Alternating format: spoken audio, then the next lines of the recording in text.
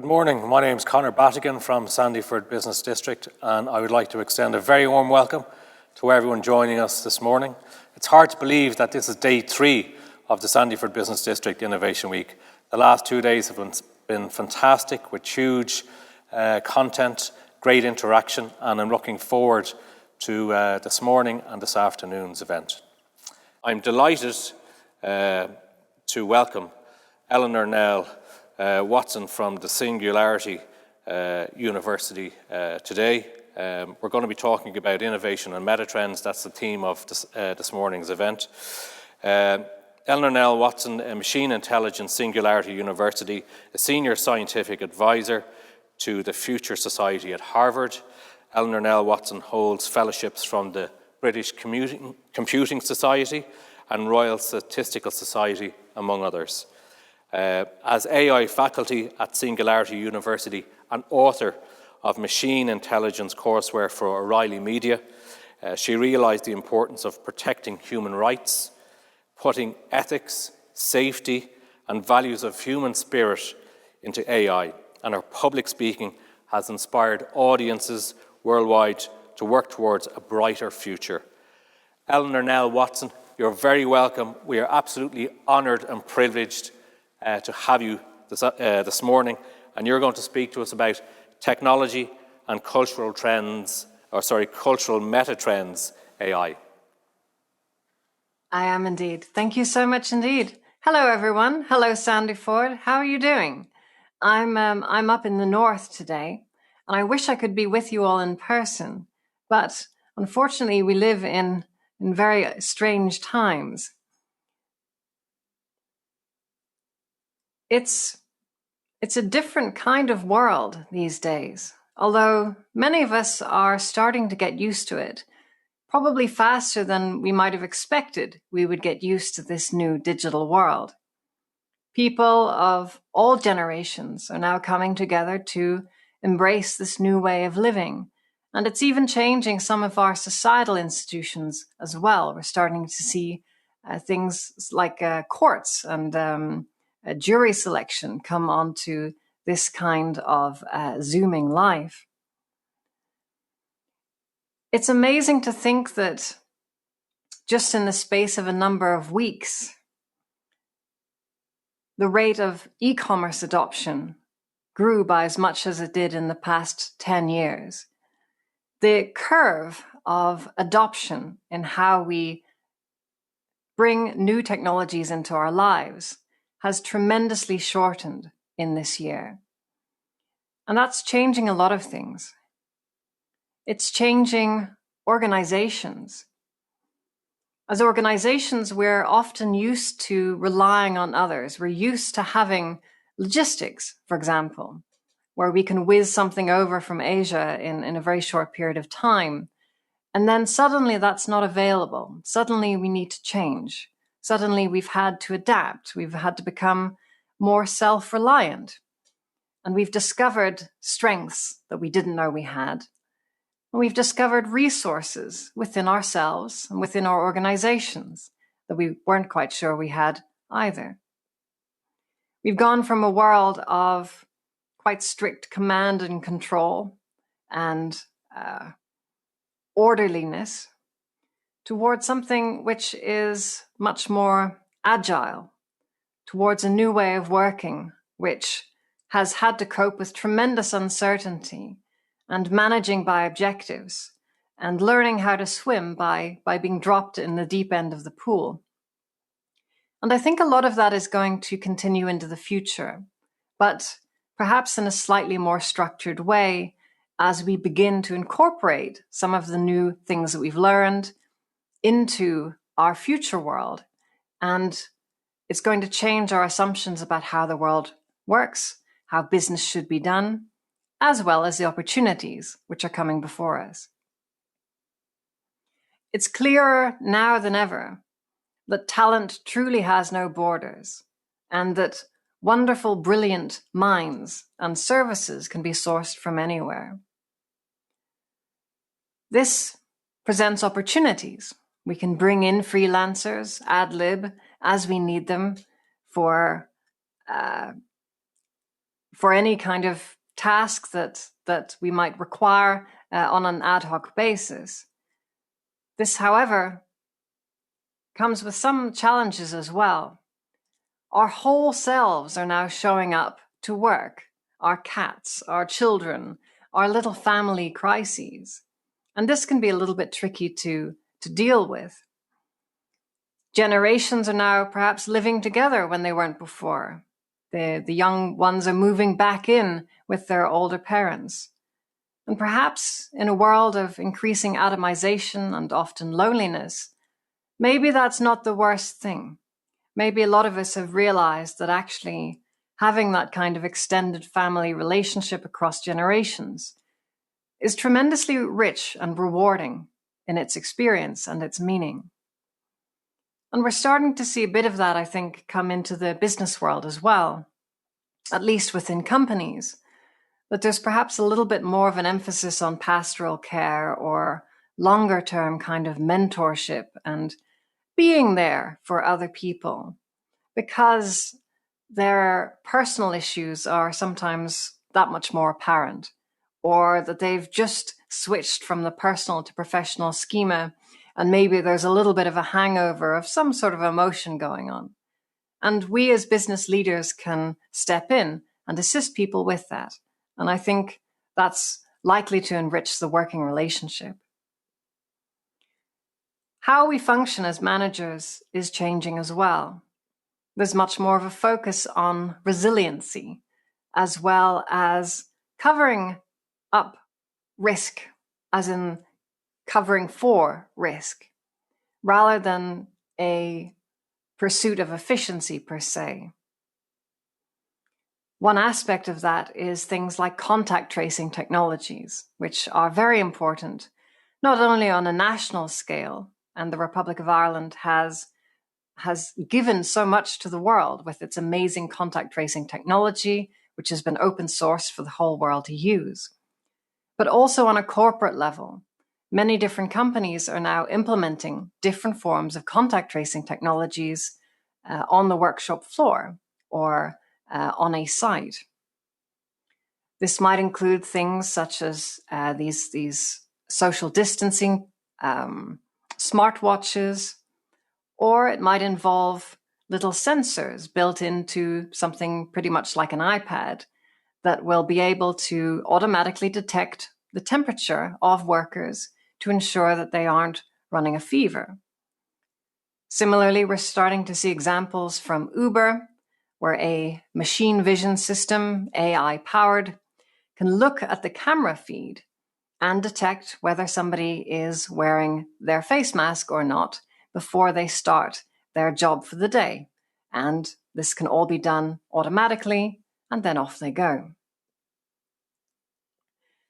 This kind of Internet of Things enabled connection is also interfacing with our homes through our smart speaker style devices. And there are now millions and millions of these in the world, and they are connecting with each other for the first time. It used to be that these devices were on different protocols, and so they couldn't really interface. But now they can. Now they can swap information and port it between them. And this means that we're starting to see one giant ecosystem of all of these different types of devices. And that's bringing our world together. It's making our domestic as well as our professional environment smarter, and it's enabling new capabilities. Here's a little device. Rather simple little device. It's a prototype, but you can plug it directly into the power socket. And it doesn't have any cameras, but it has infrared sensors, it has audio sensors, etc. And from that, it's able to figure out what is going on in that domestic environment. For example, whether the blender is running, but it's also able to tell whether a pot is about to boil over. And if it detects that, it can automatically turn down the pot for you. These kinds of technologies are coming into the world of industry as well. Often an experienced engineer can simply listen to a machine and know by the sound of it how well it's running and what kind of problems it might have, just like a doctor can with a stethoscope. By applying machine learning, we can take this kind of skill, which often takes decades to hone, and we can enable this to be done automatically in thousands of different places at once, so that if a machine starts to have problems, it becomes apparent, and we can do preventive maintenance before it becomes a problem. These technologies are about to become massively cheaper as well. One of the assumptions of the Internet of Things is that you're going to need batteries because, these things need to connect to a network, but not necessarily. This is one of my favorite designs out of MIT, and it's a little wheel, a little ratchet that turns. And as it turns, it makes contact. It makes a contact between two little pieces of metal. And then they come apart, and then they touch again as the wheel goes round.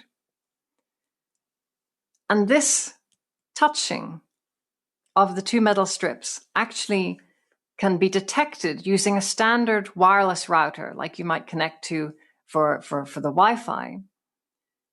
And so this means that we can detect if a door is open, or if a pill bottle has been opened, or we could even put one of these in a little wheel and understand how much fluid has been poured out of a bottle, all without any electronics, no circuit boards, no batteries, etc.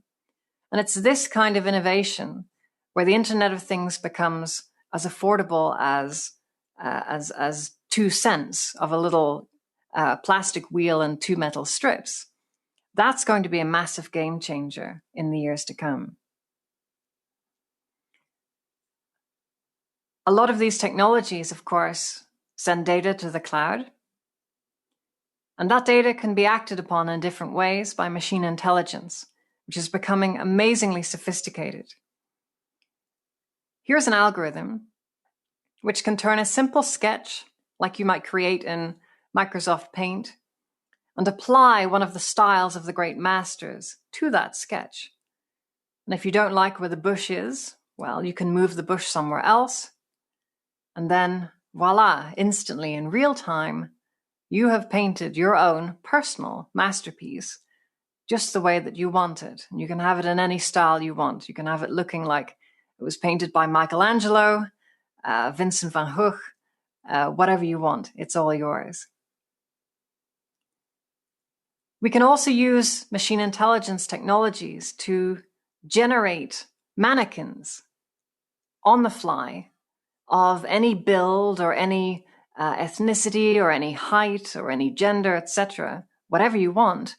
You can create all of this stuff without needing to program anything, without needing to create content, purely in a generative manner. Here's something that'll really twist your noodle. So here we have a video. It's a video of a bird taking flight, but we have a box around it, and that box is empty. That's because the area where that gray box is surrounding this image, which is actually a video, it was never recorded, right? The aperture of the camera is never that large.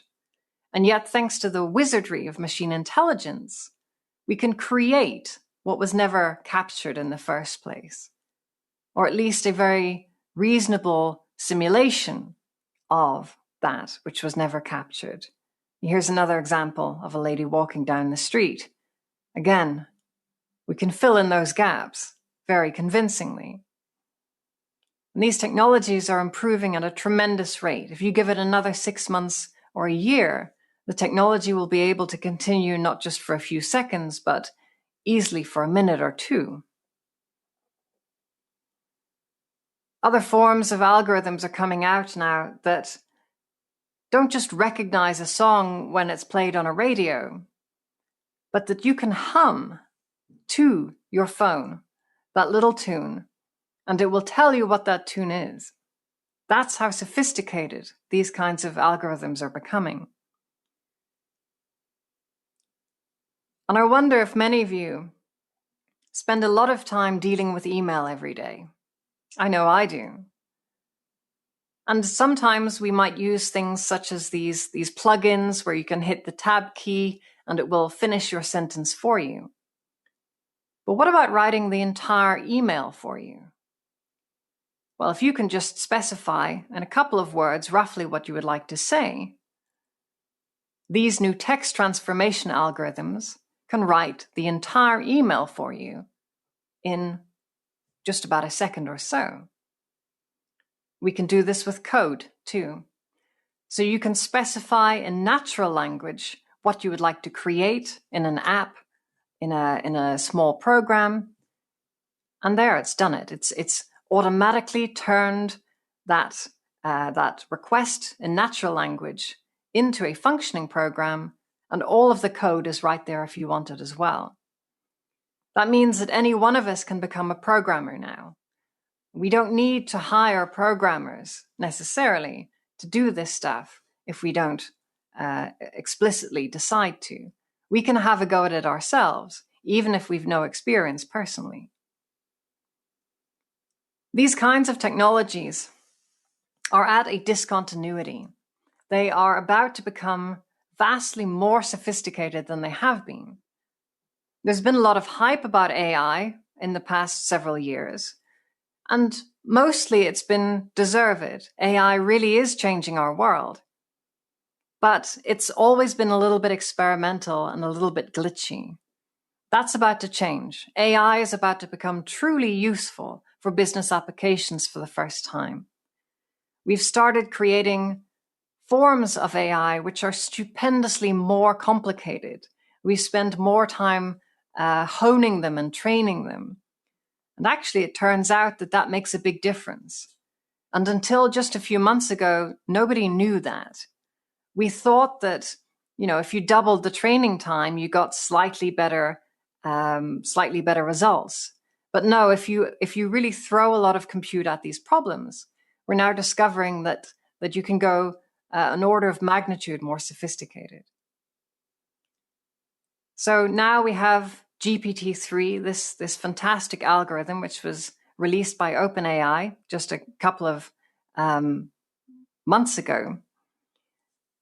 But we are coming to something in the next 6 months to 12 months where now that the cat is out of the bag, the people have realized that this is the case, that if you throw money and compute at these problems, you can do so much more, that we're going to see a very rapid fire innovation in this space. I recommend that you check out this link that I'm posting up here. And if any of you want these slides, and I recommend that you get a copy of them, you can find them at tinyurl.com/Nell Sandyford 20. But if you check out this link, it will give you a list of all of the amazing projects which are using this technology, which I hope will inspire you a great deal. Something else is Philosopher AI. This is another way of playing around with these technologies, where you can ask all kinds of very complex questions and get structured responses, which you might find quite eerie. And it's a great way of understanding the capabilities of these technologies. However, in order for these systems to make sense of our information, we need to put it in a form that they can understand. And this is sometimes called robotic process automation. Essentially, it's about tagging information which might be found in invoices, etc. And then once you have trained a few of those, you've shown the AI where to look for in an invoice to get the information that it needs, then it can do the rest. And technologies such as dBrain and Labelbox can assist with that, can assist you in that tagging process. So I recommend checking out this link, tinyurl.com/Nell RPA 20. That's robotic process automation. The best use cases for AI at the moment are involved in upselling, in detecting fraud, in modeling your customers to understand what sorts of things they might be interested in, and in making suggestions about pricing and business intelligence. There are three main questions that I'd like you to think about with regards to AI. I'd like you to think of an annoying, yet not mission critical problem in your organization. What's a little thing that gums up the wheels and gears of your organization that would be nice if it became a bit less frictioned? Secondly, I'd like you to think about what kinds of information that are in your company that you're not capturing in a digital form, or you're not capturing in a structured form, like PDFs of invoices, for example. And lastly, I'd like you to think about those generative and transformative processes that I've shown you today. How could those kinds of processes unlock the magic in your organization? If you chew on this for a while, I'm sure that you will find some amazing new capabilities with AI. And certainly the big tech companies have. That's why the big tech companies are light years ahead. They have had first mover advantage in using these technologies. And they are essentially holding up the rest of the economy. The old world has been, well, disappointing, but tech has charged ahead. And in many ways, tech is kind of eating up the whole of the rest of the world. There's a real split between the new economies and the old economies, those which can go into the virtual world in an easy way will do well, and those that can't are going to have trouble. But there are still ways around this. I think we're in a process of consolidation. A lot of different companies are coming together to form mergers for strength, or sometimes out of necessity. And this is also creating a lot of inequality in society as well. The average wage has gone up simply because a lot of the people at the bottom rows became unemployed. And this is going to lead to a lot of opportunities, at least, in training, in helping people to find new careers or to get back on the career ladder if they've unfortunately fallen off. I think it's important that we understand what our core competences are as a business, and then pivot within those to doing something else if we're frustrated in business right now. For example, if you're a restaurant, you might start selling groceries instead. Or you might find alternate channels of sales, such as these kinds of lockup boxes that people can unlock using their apps. New forms of selling as well present themselves. You can do your own kind of QVC style home shopping network for your company on Instagram or Facebook Live, etc. Or perhaps you can take things online in new ways. You can hold events in new ways. This is one of my favorites.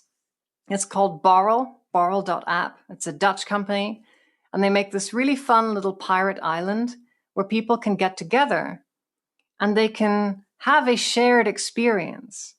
And it's very vicarious. It feels like you're really hanging around with other people, like you're really sitting there in the pub with your mates. It's so much more realistic and so much more fun, kicking a ball around with your pals in this kind of environment.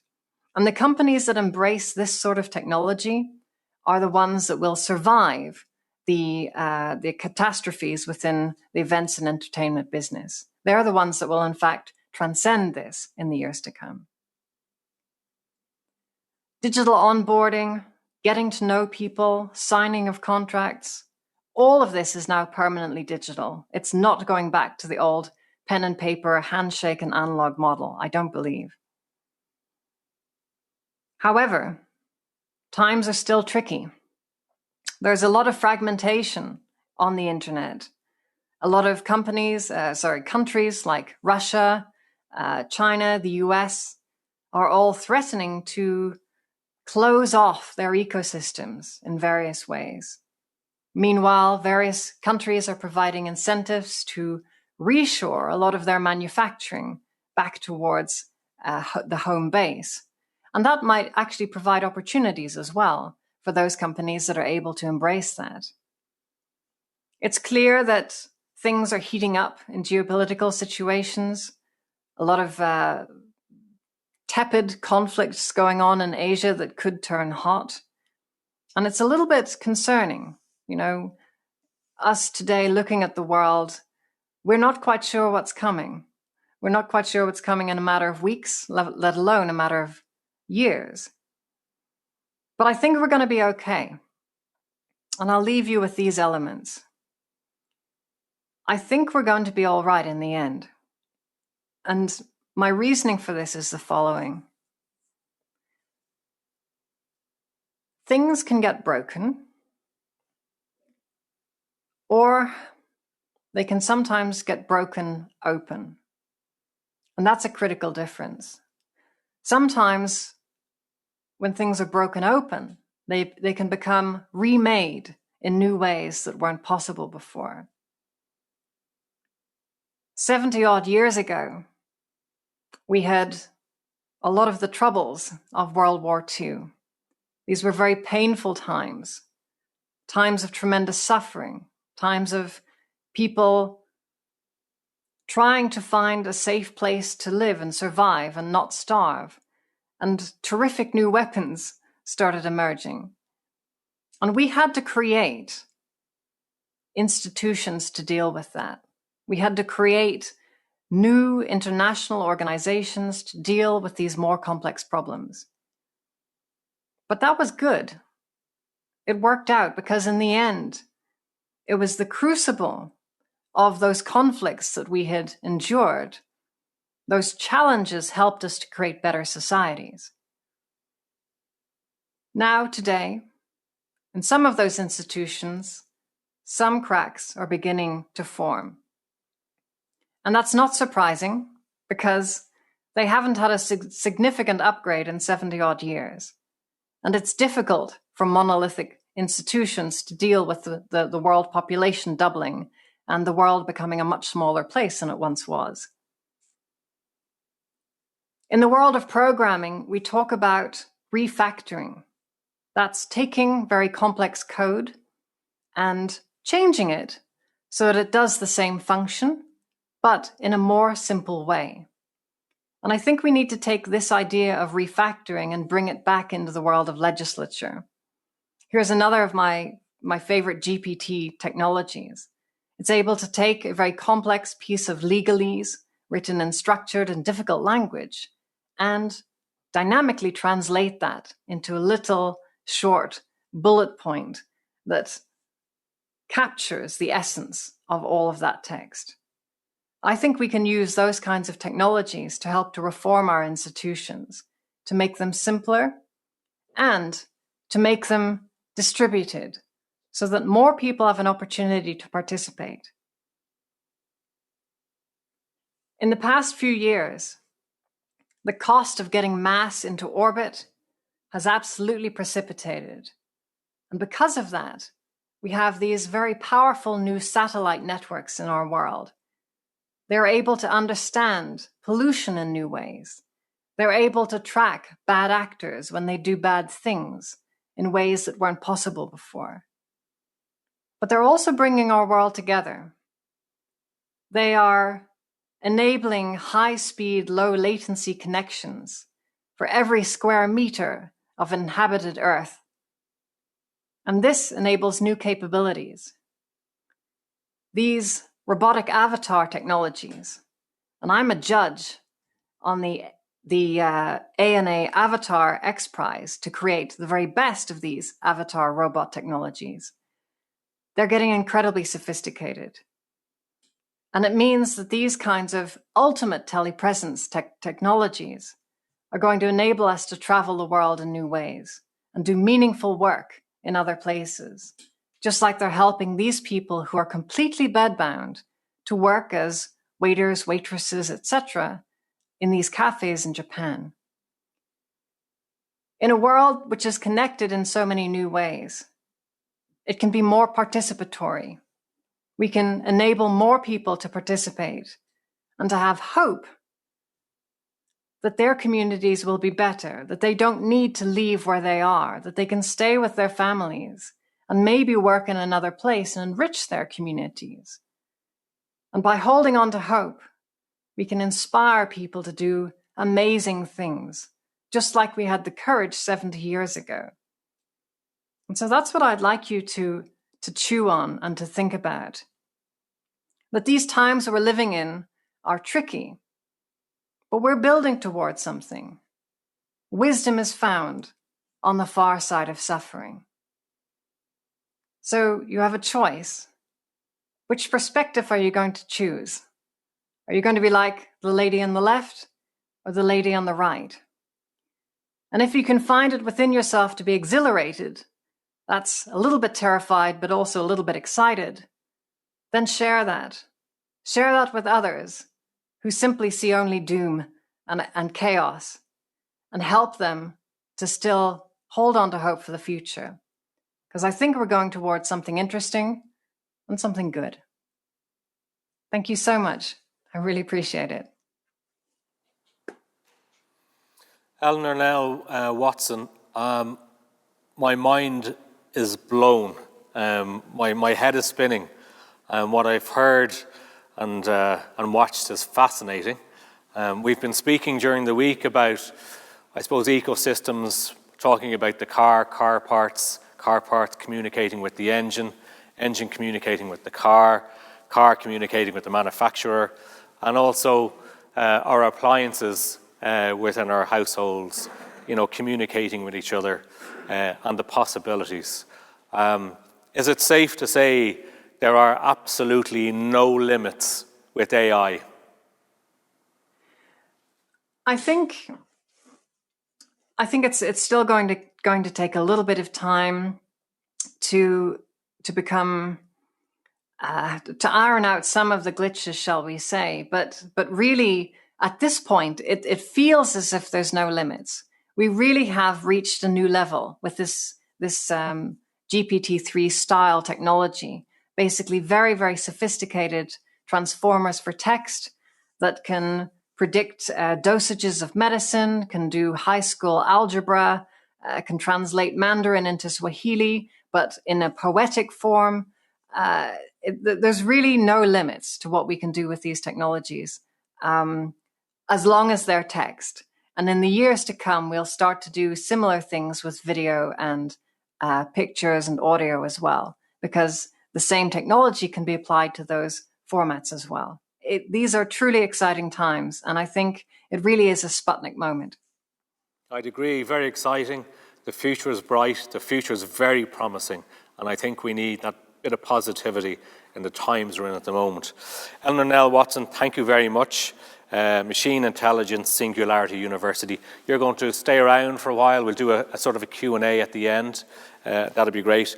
But for now, thank you very much for your contribution this morning. Next up, we have James Arbib, a founder RethinkX. James Arbib is a London-based investor in technology.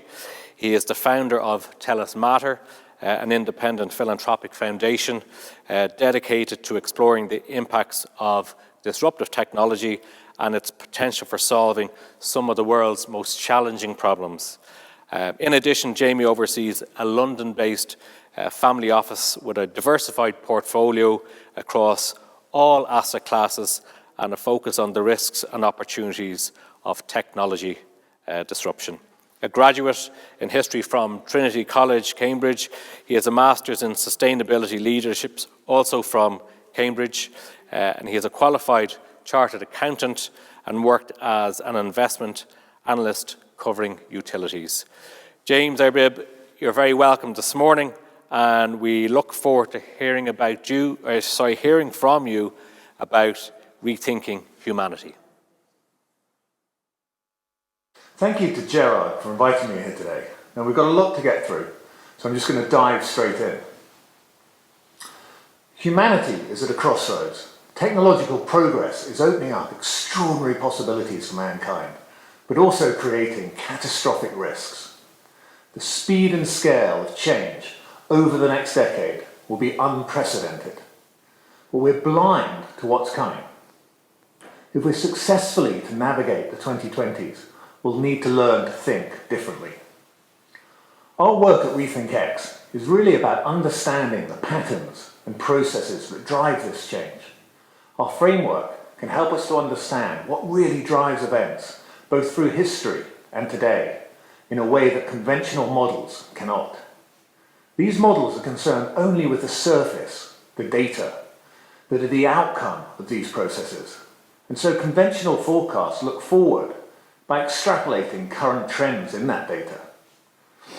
We take a different approach and look under the bonnet, focusing on understanding the complex interactions and forces that drive that data. So we're going to start by looking at our framework before we go back into history and see how these same processes have driven the events of history at all levels of society. We hope it will leave you with a different viewpoint on where we are today and where we might go. So now let's go back 100 or so years in history to when the first cars appeared on our streets. So first the question, how many gas stations were there in the US in 1905? The answer, 0, not a single one.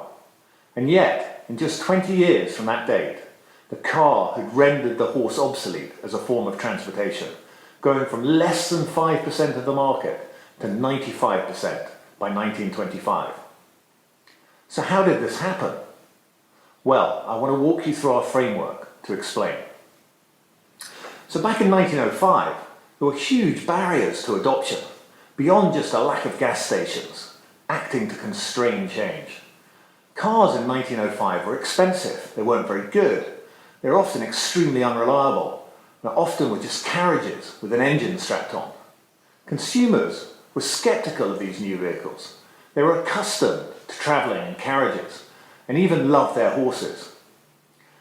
The carriage market was entrenched. It was locked in with mature supply chains, manufacturing capacity and economies of scale. On the other hand, cars had almost nothing they needed. The supply chain relied on bicycle parts or parts knocked together by blacksmiths. The oil industry was in its infancy, with little refining capacity. There were a few paved roads, and as we've seen, no gas stations. There was also no service industry, no mechanics at all. If you wanted your car repaired back then, you took it to the blacksmith. And of course, barely anyone knew how to drive. But these seemingly insurmountable barriers turned out to be variables, not constants, little more than speed bumps in the road to disruption. And that's why it makes me laugh today when people cite a lack of charge points, for instance, as a barrier to the adoption of electric vehicles. So the car had only become possible a few years before this period, the result of a convergence of technologies. For a viable car to be produced, it required the development of rubber vulcanization, the invention of the pneumatic tyre, the Bessemer process, which caused the cost of steel production to drop by 10x over the second half of the 19th century, and of course, the invention of the internal combustion engine. This convergence is the start point of disruption. Convergence creates divergence, that is to say, new possibilities. For the products and services that can be produced, for the business model to deliver the value of these products, and for the economy and society more broadly. As early cars hit the market, we see their cost and capabilities improve rapidly. This improvement in cost and capability is the primary driver of disruption and opens more market opportunities. The first car sold in the US cost $250 per horsepower, but by 1916, that price had dropped over 10x to just $17. As people began to buy cars in increasing numbers, accelerators of change kicked in, driving the S-curve of car adoption and the collapse of the carriage industry.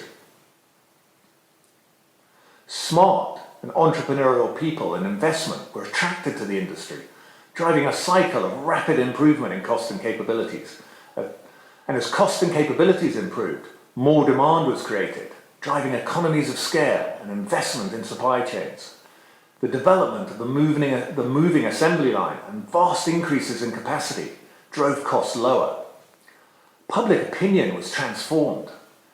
Consumer skepticism was replaced by desire.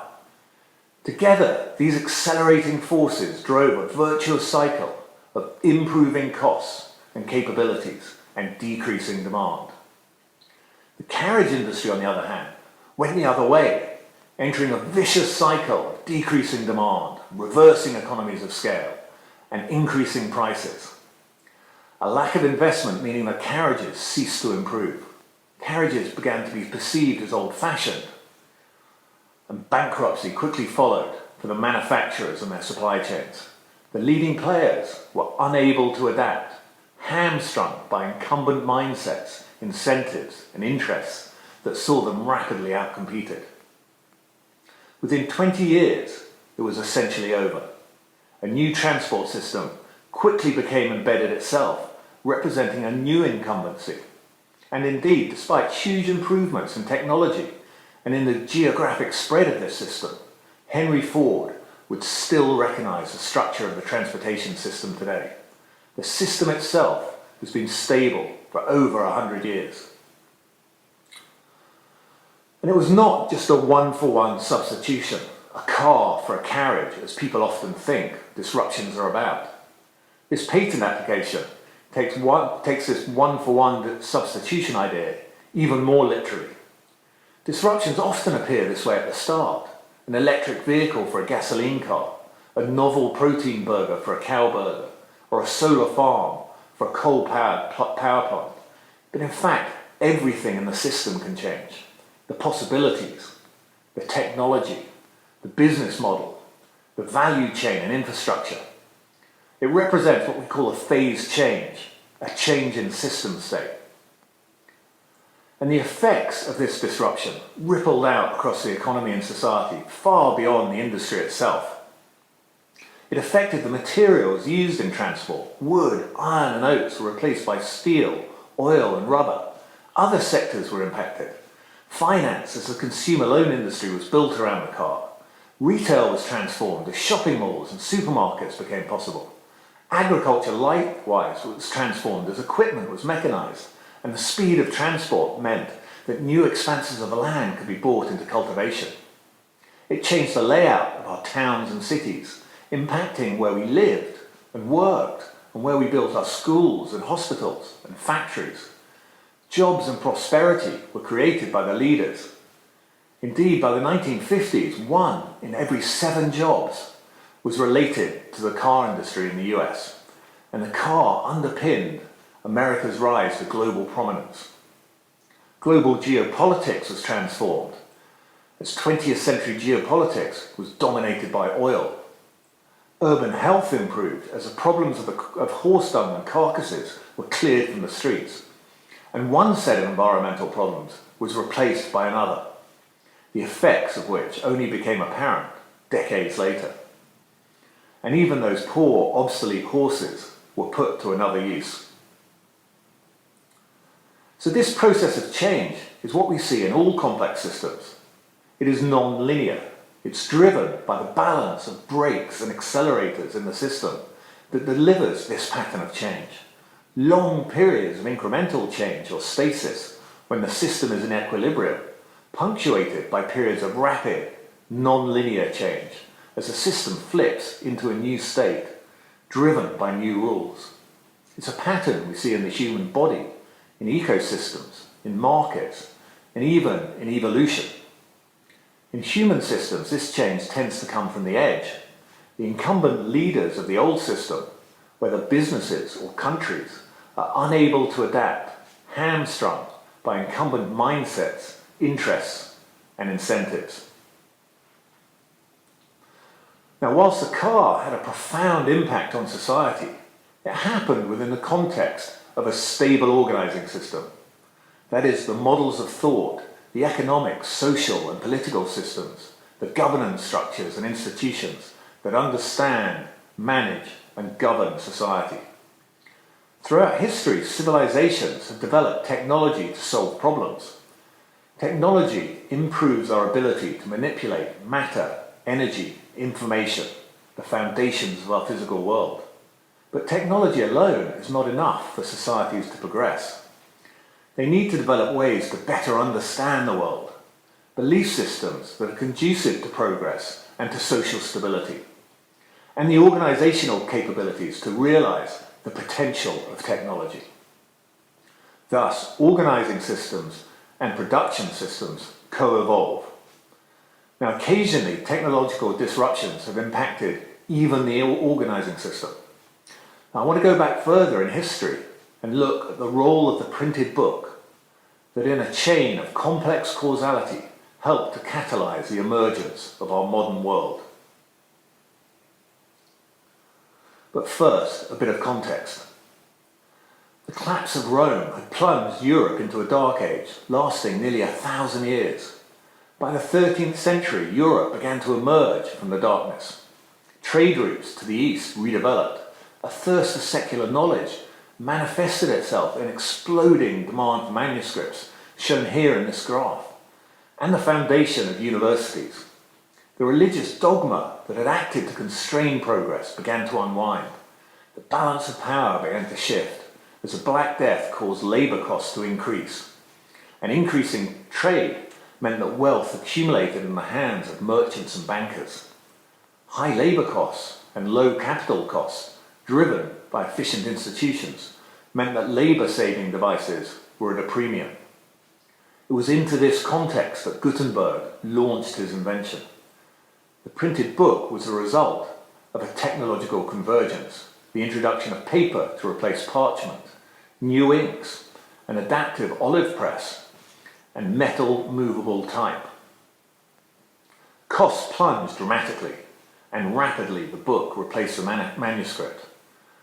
Affordable books led to an explosion in demand and increasing literacy rates, which provided a key underpinning of industrialization to follow, and also created more demand for books. The effects of this disruption cascaded across society, accelerating the Renaissance and enabling the Reformation and Enlightenment, and eventually the scientific revolution. The reductionism reflected in the new scientific method manifested in a growing belief in individual rights. The rights of individuals underpinned a new political system, democracy, which replaced monarchy. In free market capitalism, which replaced feudalism, and in a new social contract as individuals won control of their own labour. As horizons expanded and the world became accessible, a need for scale saw states and cities coalesce into nation-states, which became the predominant governance structure. The printed book represented an information sector disruption, the first wave of disruption in the emergence of an industrialized civilization. Further waves of disruption followed, transforming societies and raising the ceiling on what civilization could achieve. The baggage of incumbency saw southern Europe weighed down by religious dogma, entrenched interests, and an obsolete organizing system, allowing the UK and northern Europe to take the lead. They themselves were then overtaken by the US.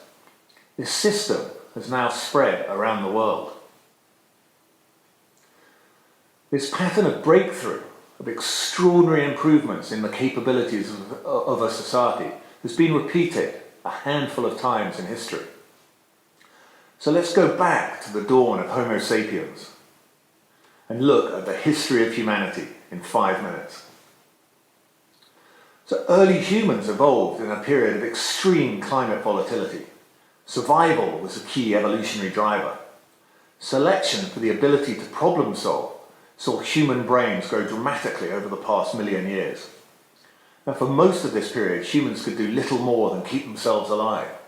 But as the climate stabilized 10,000 years ago, in a handful of places, humans developed settlements and agriculture. They found themselves in a new paradigm, a new system of production based on the extraction and exploitation of scarce resources, including people. This world of zero-sum competition drove a growth imperative. Societies needed to exploit or be exploited, dominate or be dominated. Those societies that develop the best technological and organizational capabilities spread through conquest or imitation. In this extraction-based system, economic outcomes like growth are in conflict with environmental and social outcomes. Those societies that slowed down progress and tried to live sustainably or equitably were outcompeted than those that prioritized growth and progress. So this growth imperative was the key driver of evolution for civilizations. The exploitation of people and planet was thus hardwired into this system. And this is the context for the cycle of civilizations. So when we look at the societal capabilities of civilizations throughout history, we see the same pattern of change. Long periods of incremental progress interspersed with rapid change. Here we use maximum city size as a proxy for capabilities, both technological and organizational. And we can see this pattern clearly. But beneath this line, which represents the high watermark of city size, the picture's far more complex. It's a pattern of breakthrough and collapse, 2 steps forward and 1 step back. Here, for instance, is Rome. After becoming the first civilization to support a city of 1 million inhabitants, it quickly collapsed, and by 700 AD was down to just 50,000 people.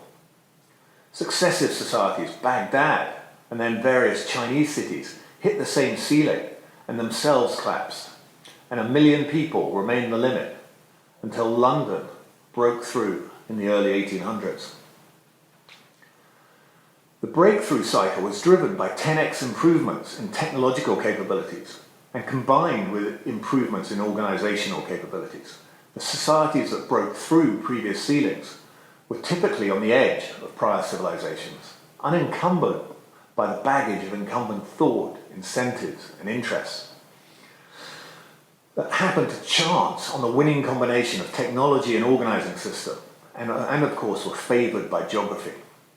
As their capabilities grew rapidly, they spread quickly and subsumed those that came within their reach.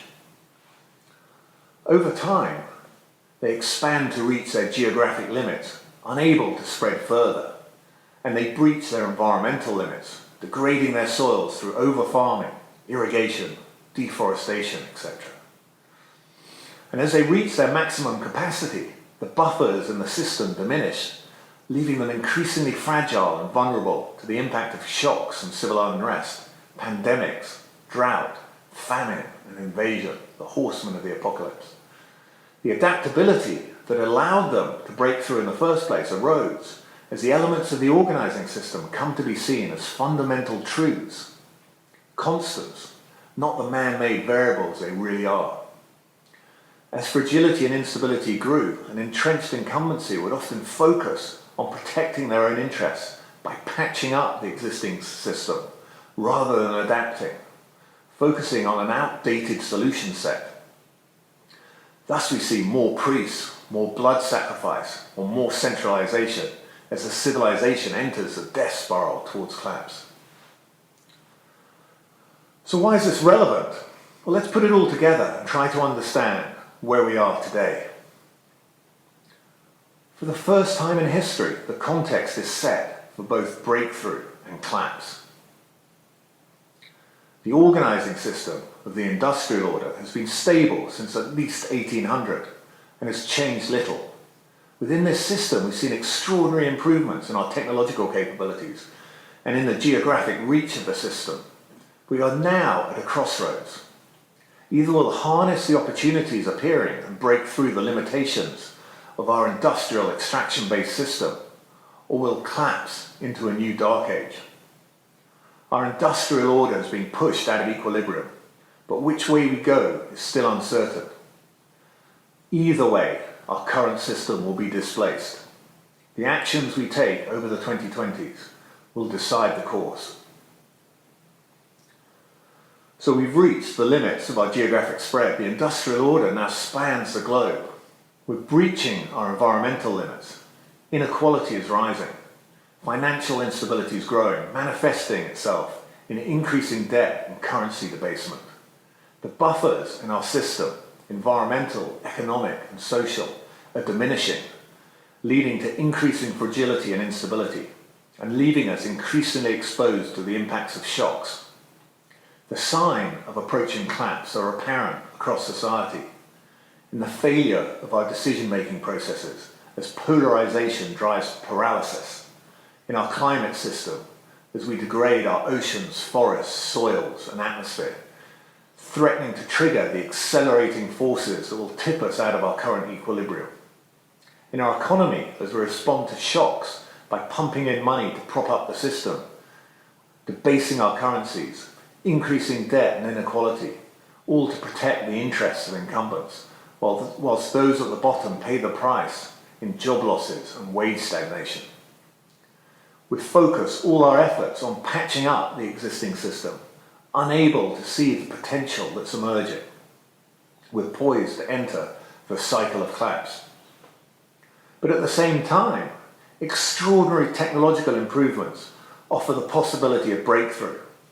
The industries that built the industrial order, centralized electric power, oil, industrial agriculture and so on, are on the cusp of collapse, about to be outcompeted by cheaper and better alternatives. A cascading process of disruption, led first by information technologies, have already transformed our ability to process and communicate information, and will be followed by energy, transportation, food, and materials. Distributed wind, solar, and batteries entirely replacing centralized fossil fuel-based generation. Fleets of self-driving robo-taxis replacing the ownership model of gasoline-driven automobiles. And precision biology giving us the ability to build food and materials from the ground up, from the molecule or the cell. We've covered these disruptions in detail in our sector reports that you're welcome to access on our website. Unfortunately, we don't have time today to go through the detail. Now, in a self-reinforcing process of disruption in one sector, it drives exponential improvements in the underlying technologies and creates new possibilities in other sectors. This cascading process of disruption will impact every aspect of society and offer the potential to solve our most intractable problems: climate change, inequality, poverty, and conflict. But this new system of production in these sectors represents an entirely new paradigm. No longer is it based on the extraction and exploitation of scarce resources, a breakdown model where we harness the resources we need from around the world and process it into the things that we want, with huge waste and inefficiency. It's being replaced by a model based on creation, where we build up what we need from the building blocks, electrons, photons, molecules, DNA and so on, which are available in abundance everywhere. Our centralized hierarchical structures, which are built on economies of scale, will be replaced by distributed, networked, self-sufficient communities. Our industrial age organizing system, which co-evolved with and was optimized for this extraction-based system. It allowed us to mirror its attributes in our organizing system and to control it from the center. But the emerging system of production is entirely different and will require new models of thought to understand it, new political, social, and economic systems to manage it, and new governance structures and institutions to govern it. We can already see in the information system the problems that are presented by our attempts to control the flow of information through our industrial organizing system. How does a nation state regulate Google or Facebook? Individuals in a basement in Russia are now empowered to influence the democratic process in the most powerful country in the world. Nation states have lost control of the flow of information, just as the church and monarchy did when the printed book arrived. And this is just a start. As every sector of the economy is disrupted, the incompatibility of our organizing system will accelerate its own collapse. The challenge then is to enable a new and better adapted system to emerge. Unfortunately, we're hamstrung by our inability to understand what is happening. Our linear mindsets fail to understand the complexity of the world and the processes of change. The models of thought and belief systems developed through the scientific revolution and enlightenment were a huge step forward and benefited us greatly in the industrial era. We broke down the complexity of the world into manageable parts. We're now able to understand the functioning of these individual parts down to the subatomic scale, but we've lost sight of the connections and interactions between the pieces. We've separated the parts of the system into silos, and we ignore the connections. We look only at simple cause and effect and ignore the cascading consequences of change. This linear causality, where we assume that a change to variable A causes B to change, but all else remains equal, is a fundamental flaw made by decision makers across society. It leads us to see variables as constants. This linear mindset also causes us to extrapolate current conditions and trends into the future. When we forecast the future, we tend to look backwards and to draw a line to today and then extrapolate it into the future. Now that's fine if you're here in the process. It's not a bad approximation for the future. But as disruption approaches, it's wholly inadequate. These failures manifest in all sorts of ways. When we think at the sector level of the economy, we tend to think inside the box of the existing system.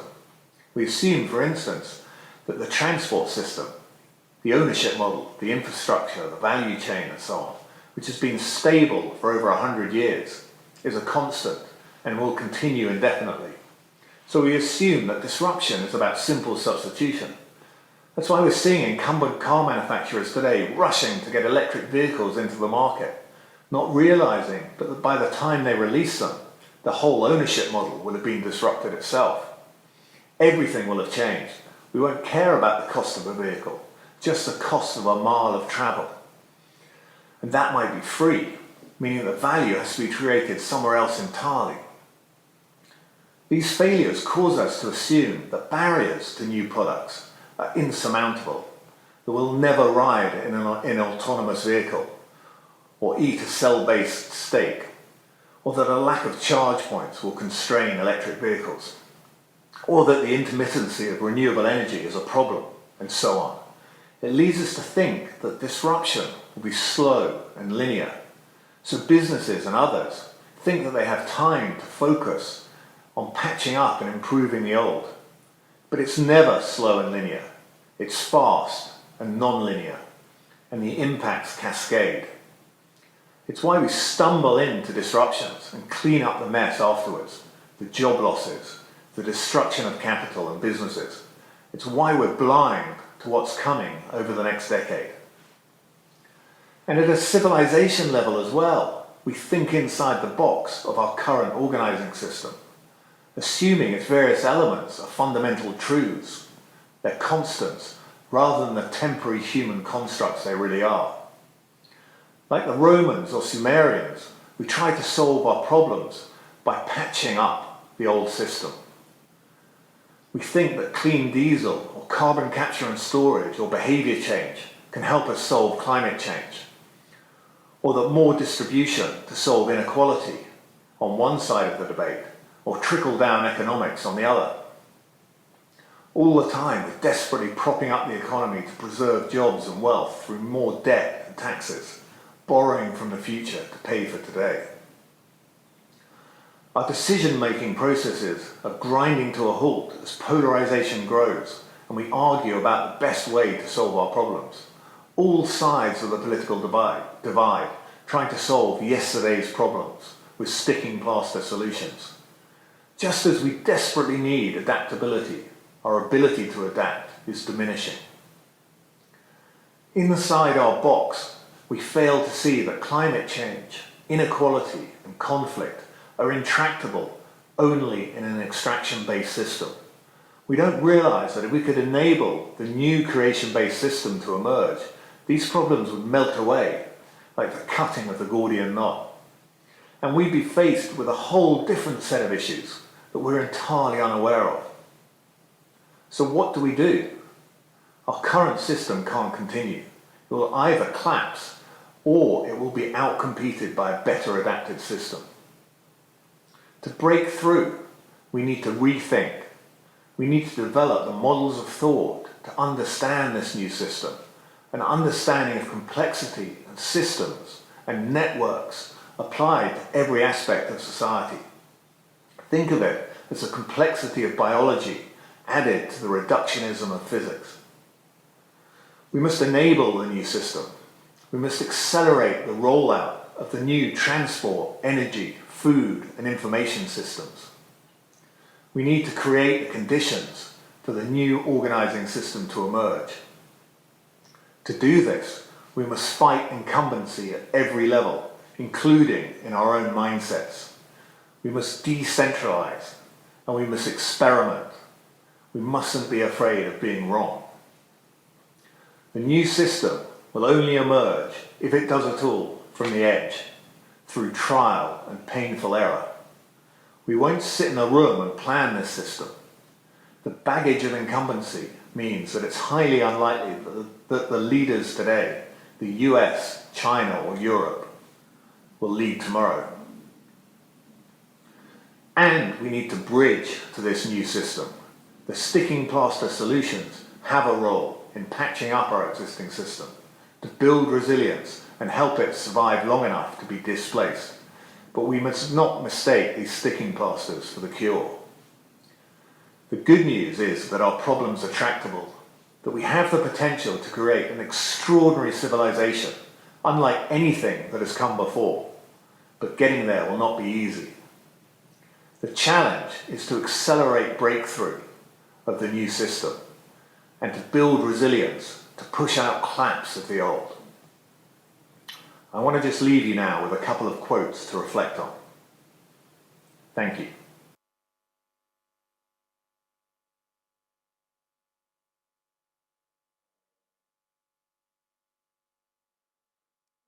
Thank you to James Arbib, founder of RethinkX. That was a fascinating journey through the history of humanity. Just a reminder to everybody that you can submit your questions on slido.com or send them by email to events@sandyford.ie, and we'll deal with all of those questions at the end of this session. Next up, I'm delighted that we're going to hear from Gerard Corcoran. Gerard is a director at Sandyford Business District. He has over 40 years' experience in information technology, communications and media industries, including nearly 20 years with EDS and AT Kearney and 10 years with Huawei. Gerard has travelled extensively and completed projects for leading operators in Europe, US and Asia Pacific. He has been responsible for developing industry-specific service offerings and value propositions in communications, entertainment and media industry sector, with recent focus on smart, sustainable cities and mobile operating systems. So I'll now hand you over to Gerard Corcoran, Director, Sandyford Business District, who will give us insights into rethinking humanity. Recently, James Arbib and Tony Seba of RethinkX published a landmark report called Rethinking Humanity about the 5 foundational sector disruptions of the 2020s. These sectors include mobility, energy, information technology, food, and materials. These are described in detail in the RethinkX reports on the Rethink website. What I'd like to do in this presentation is talk about some additional disruptions and meta trends which will affect businesses in the 2020s and how we can prepare for that, particularly in Ireland. So the 5 meta trends of the 2020s include shifting economic power. This is from the developed countries to the so-called BRIC countries, Brazil, Russia, India, and China, or from west to east. climate change, which is the number one topic in Europe at the moment, and the impact of climate change, as well as increased strain on world resources, including energy, food, metals, and water. Technological breakthroughs, and this is the rapid advancement of technology, especially artificial intelligence and machine learning, and demographic and social changes. This is the aging population and what impact this will have on world economies. And finally, rapid urbanization, the migration of populations from rural districts into increasingly large urban districts. So we look at the shifting economic power. The Western economies have been stable for about 10 years now, and we've had rapid growth in the 4 BRIC countries in Brazil, Russia, India, and China. The emerging economies are high growth markets. China is emerging as a new global superpower, and Asia has still huge untapped natural resources. And the impacts of these are a power shift from west to east. The increase in entrepreneurial growth is relentless, and also the increase in innovation coming from the emerging markets. The second meta trend is around resource scarcity. And we see an increasing strain on the planet's resources, increased carbon emissions, which drive global warming, oil becoming increasingly scarce resource. And the impacts of this is that we need to produce more with less inputs, shift away from oil to clean energy, including wind and solar, and transformation to a carbon-based mobility, and this will essentially mean electric vehicles. So the third major meta trend is technological breakthrough. And during the 2020s, we will have the rapid exponential increase in a certain number of technologies, including artificial intelligence, Internet of Things, mobile and social internet, the blockchain, big data, automation, robotics, biotechnology, genomics, cybersecurity, clean technology, etc. And all of these will converge to contribute to this disruption of the 5 major industries. The pace of technological change is exponential. Data, people say, is the new oil, and data connects the world. Technology is increasingly automates humanity. And the impacts are that we will be going towards a more connected and intelligent life, the introduction of AI and robotics into our daily lives to improve our lifestyles, and healthcare will need to be fundamentally transformed by technology. And this has been manifested by the recent COVID-19 crisis. Take an example of one of these global disruptions in technology. If we look at the broadband industry, so this year we have commercial deployments of 5G networks. This is a 100-fold increase in the bandwidth available on mobile devices. Testing began already in 2019, commercial deployment in 2020, and pretty much most of Europe will have completed commercial deployment by 2025. And this will have a major disruption in terms of availability of broadband. Another example in the broadband area is the deployment of low Earth orbit satellites. An example of this would be SpaceX Starlink constellation, where they plan nearly 12,000 satellites for deployment by 2024. And this would make gigabit type broadband services available to any point on the earth. They're not just technological metatrends, but they're also major social changes. The global population will continue to grow. There will be more older people and fewer younger people, and probably more inequality, more migration, and more diversity. And the impacts of this will be the need for rethinking healthcare for aging populations, an increase in food demand and diverse preferences. And the concept of a nation becomes less meaningful as people are interconnected on a global basis. The final meta-trend is the rapid urbanization of cities. So we have a global migration to cities from rural areas into urban areas. There's a perception that life is better in cities, that people have an opportunity to make a better living. The growth of Asian and African megacities is particularly remarkable. For example, we have the Pearl River Delta urbanization in China, or the rapid growth of major African cities. The impacts are the development of new smart cities and new infrastructures, deployment of broadband infrastructure, deployment of IoT infrastructure, rethinking cities, rethinking healthcare, and security and public safety become a big issue.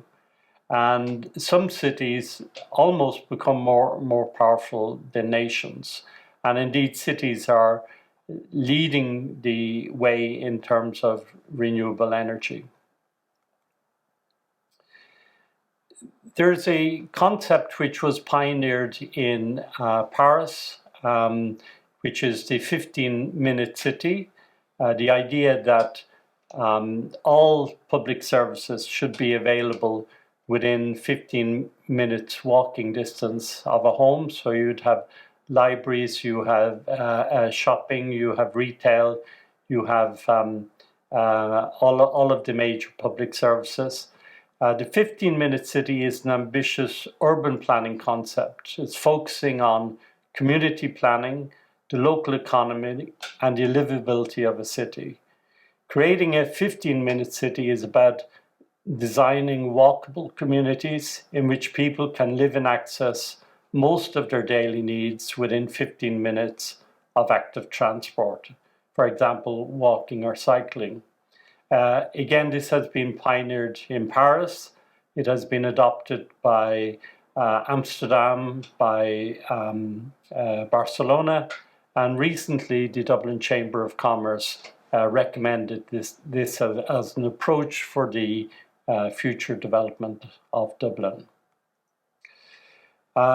The author Kate Raworth recently published her paper or her book on donut economics, 7 Ways to Think Like a 21st Century Economist. And basically the premise was that the social foundation of a country's economics is very important. This is providing all of the basic needs of the citizen. And this is roughly based around the United Nations Sustainable Development Goals.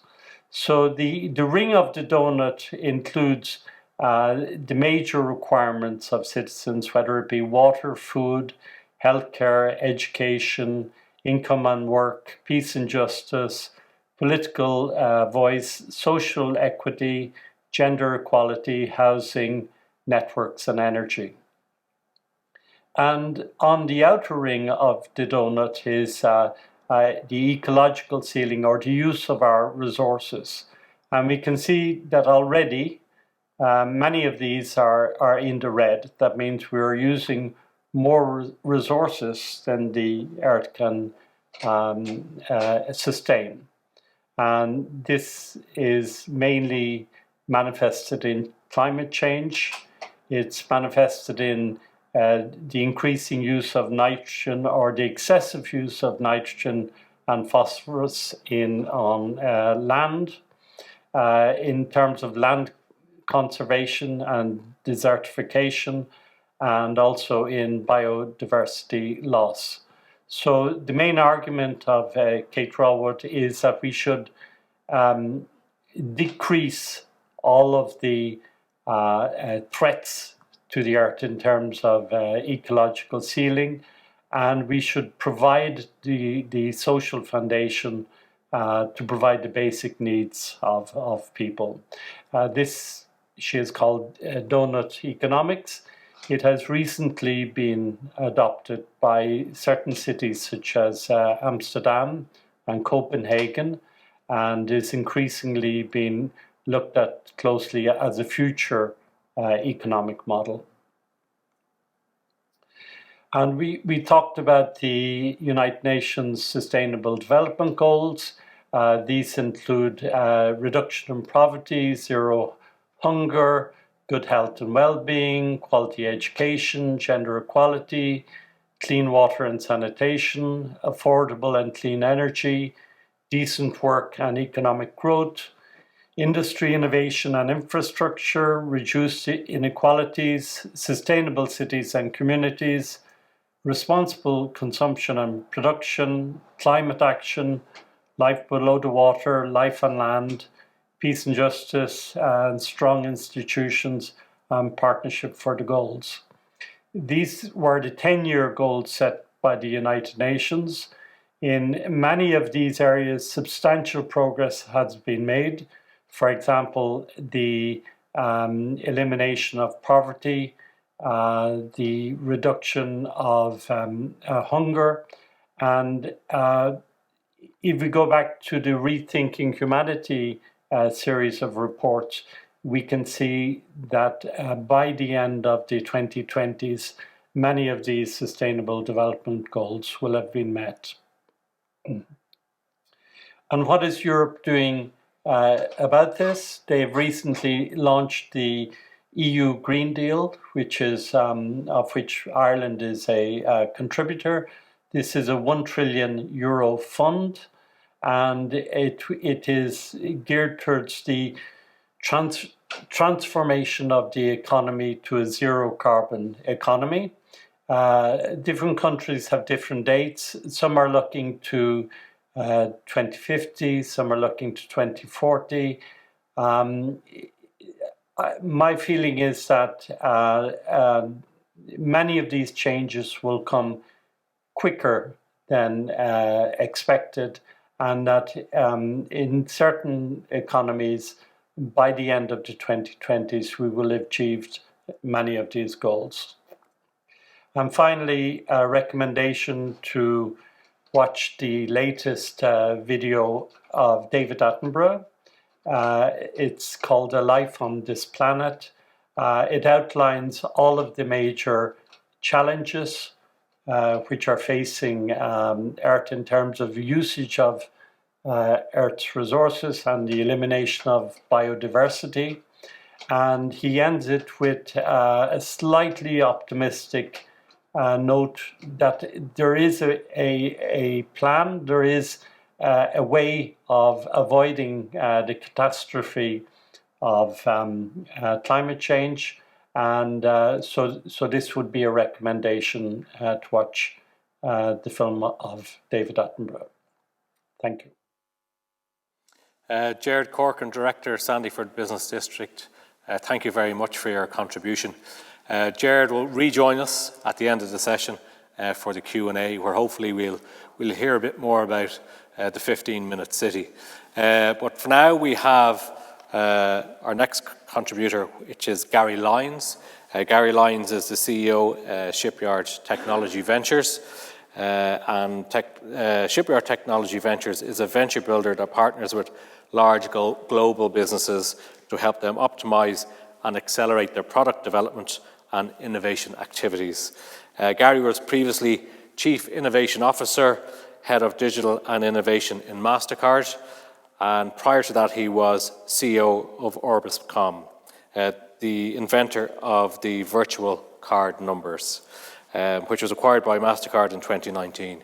Gary is a technologist by training with significant experience in the financial services industry and in driving innovation and product development, both in startups and in global corporations. Gary Lyons, you're very welcome, and you're going to give us some insights and talk to us about how to optimize innovation.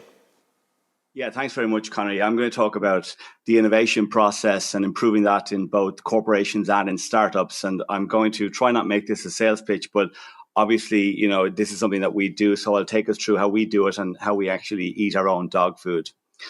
So, whether you're a large business or a small business, becoming relevant, creating a business, getting into a certain stage where you've got growth, you've got customers is a huge achievement. But really, given what's going on now and the advances in technology, staying there is probably an even bigger challenge than becoming relevant in the first place. And that's evidenced by quite a lot of data points. The one I typically talk about is the S&P 500. If you were an S&P 500 company in 1937, the average tenure, so your peer set, the average tenure was 75 years, which basically meant it was easy to stay relevant 60, 70, 80, 90 years ago. Now it's an awful lot more difficult. And innovation is something that is hard to do. It's an ill-defined word. It means different things in different organizations. But the reality is, innovation and product development is critical for any company to stay relevant and to grow.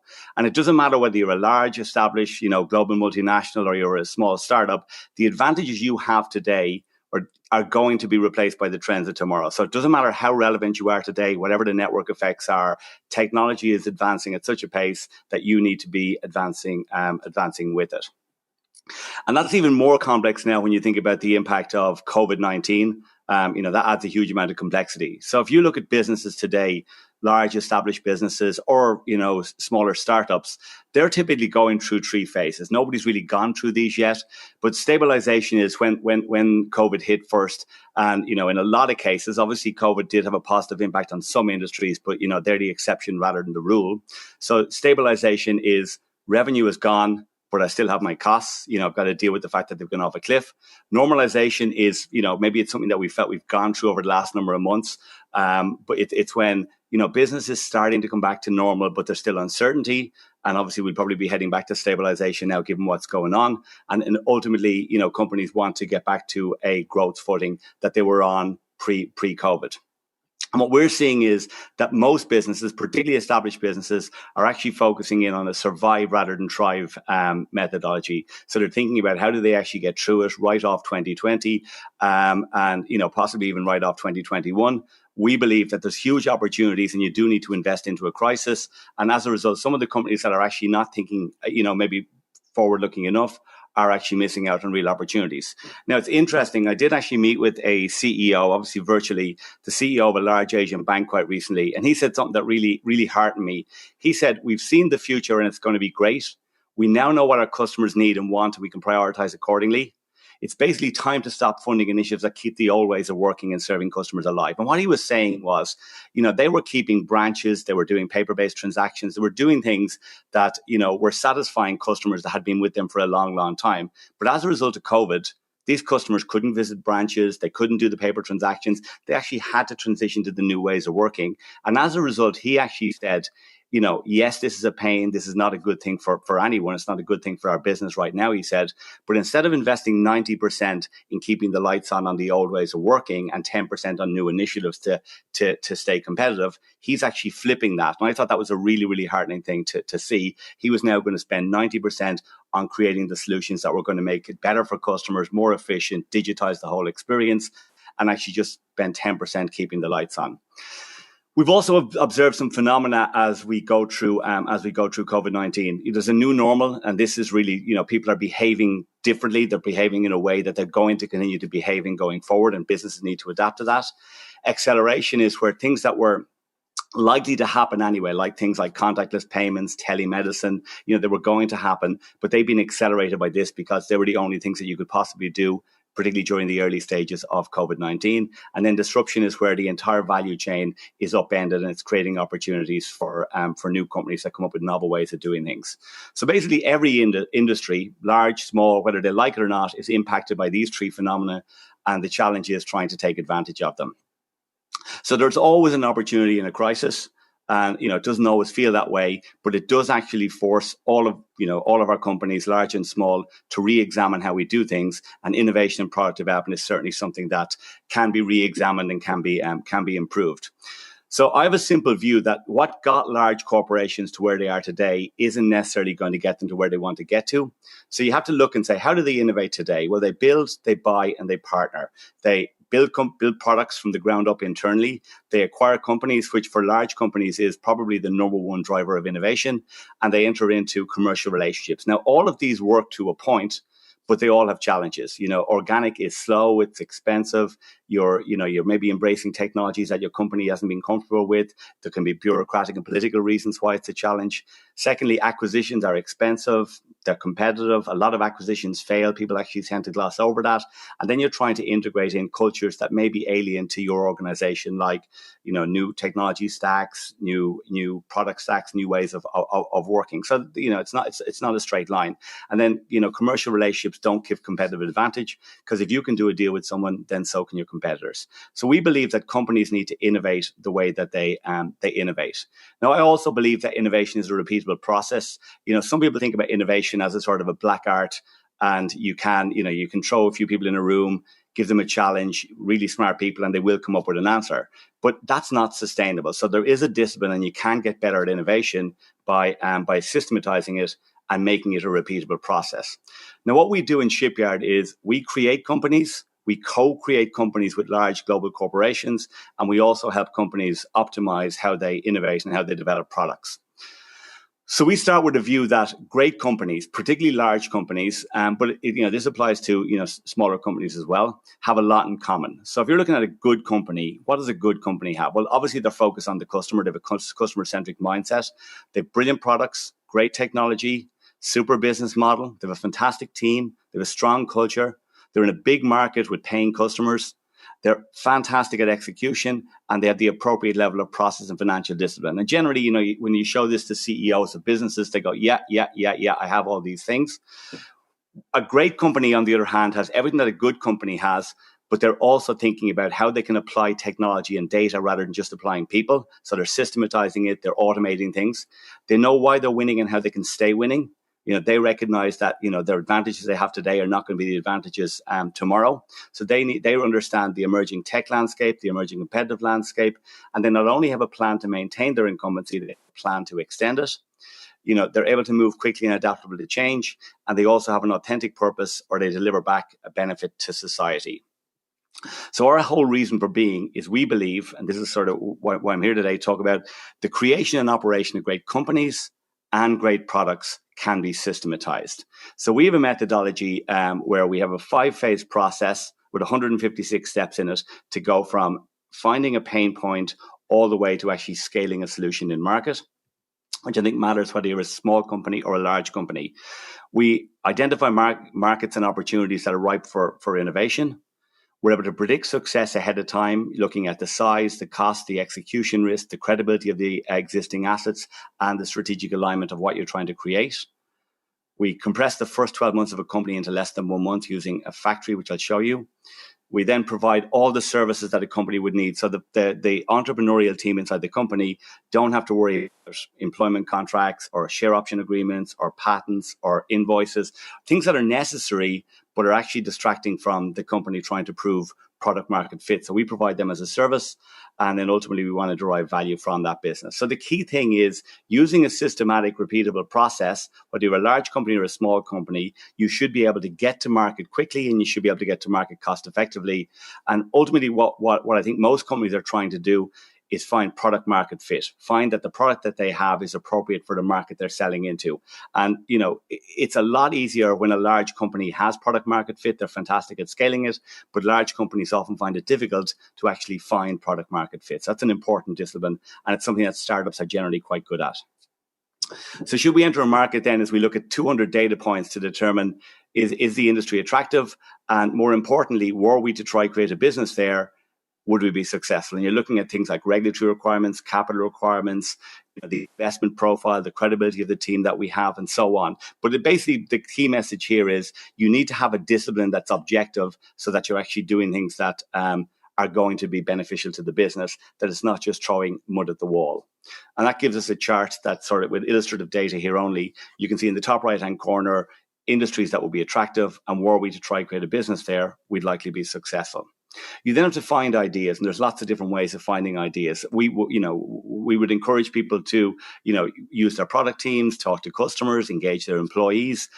We find them 4 different ways. So we have ideas ourselves. We have a research team that come to us with lots of ideas for companies. Customers and partners come to us with pain points and opportunities, and then ultimately we can work with the startup community as well. So when you've found an idea, you need to determine, is this an idea that you should work on? Because in large companies and small companies, the process of product development and innovation is actually quite subjective.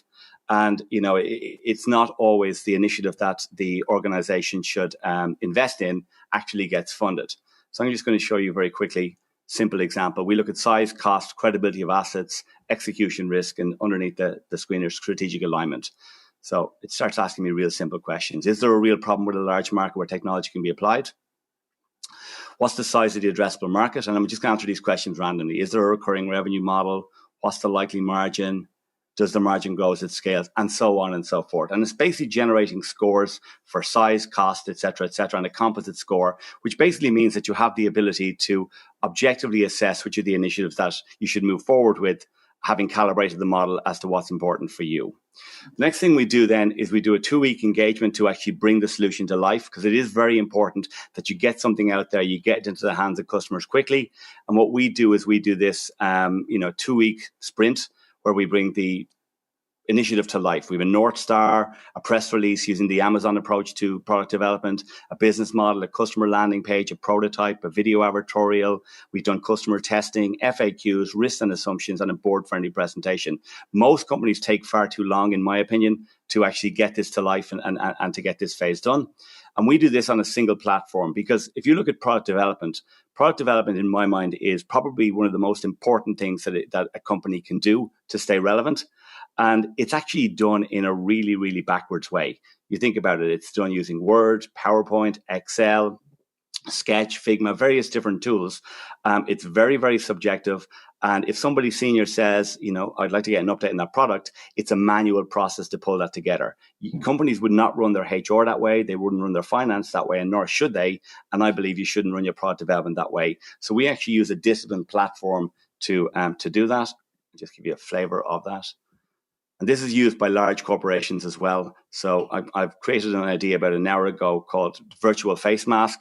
And I haven't actually filled in any information, but we've got hundreds of different canvases. So I can say, well, we need to define the problem. What is the problem? When is it a problem? Who does it affect?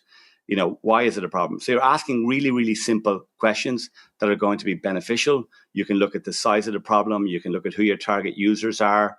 You can look at the competitive landscape. So I can go in and say, well, why are my competitors? Let's create a competitor here.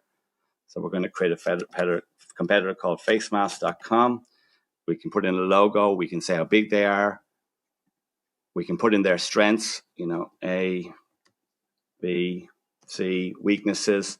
So you're actually having a discipline around how you do this. You can look at, what clients do they serve? Well, it's consumers. What's their price point? It's this. And you can add more. You can add, like, for example, quality. And I'm not saying you have to use a platform like this, but I'm saying that it is good to have a discipline, so you're objectively spending your money on the right things that are going to truly benefit your business. You can also look at things like the size of the market, the business model, lean canvas, et cetera, and you can generate insight. So I can actually see, what's my confidence? Well, have I interviewed customers? Have they indicated they're willing to pay for it? Are they receptive to a product? And so on. So it's just having a discipline around how you actually innovate and how you build products. And why do most projects fail? In my mind, execution is critical, but it's also going in with unreasonable assumptions. So I'm going to create an assumption here. We can create the product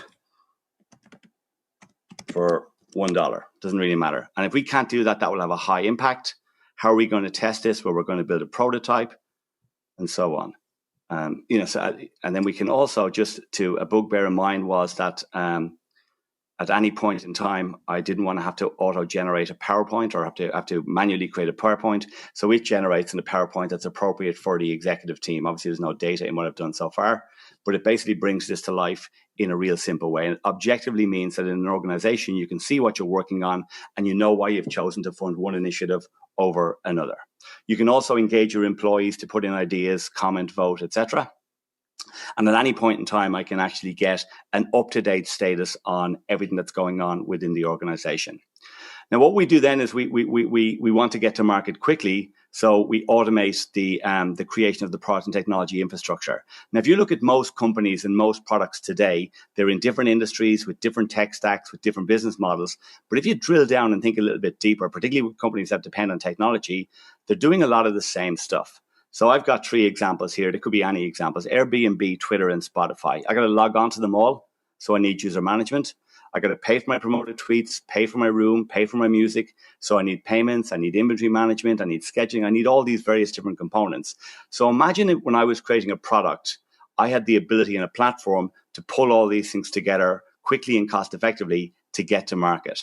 So we've done that, and we basically have this Lego platform that allows us to stand up the product very quickly. So the components are basically functionality or a connection into a legacy system. They're like Lego bricks with standard interfaces. There's lots of them.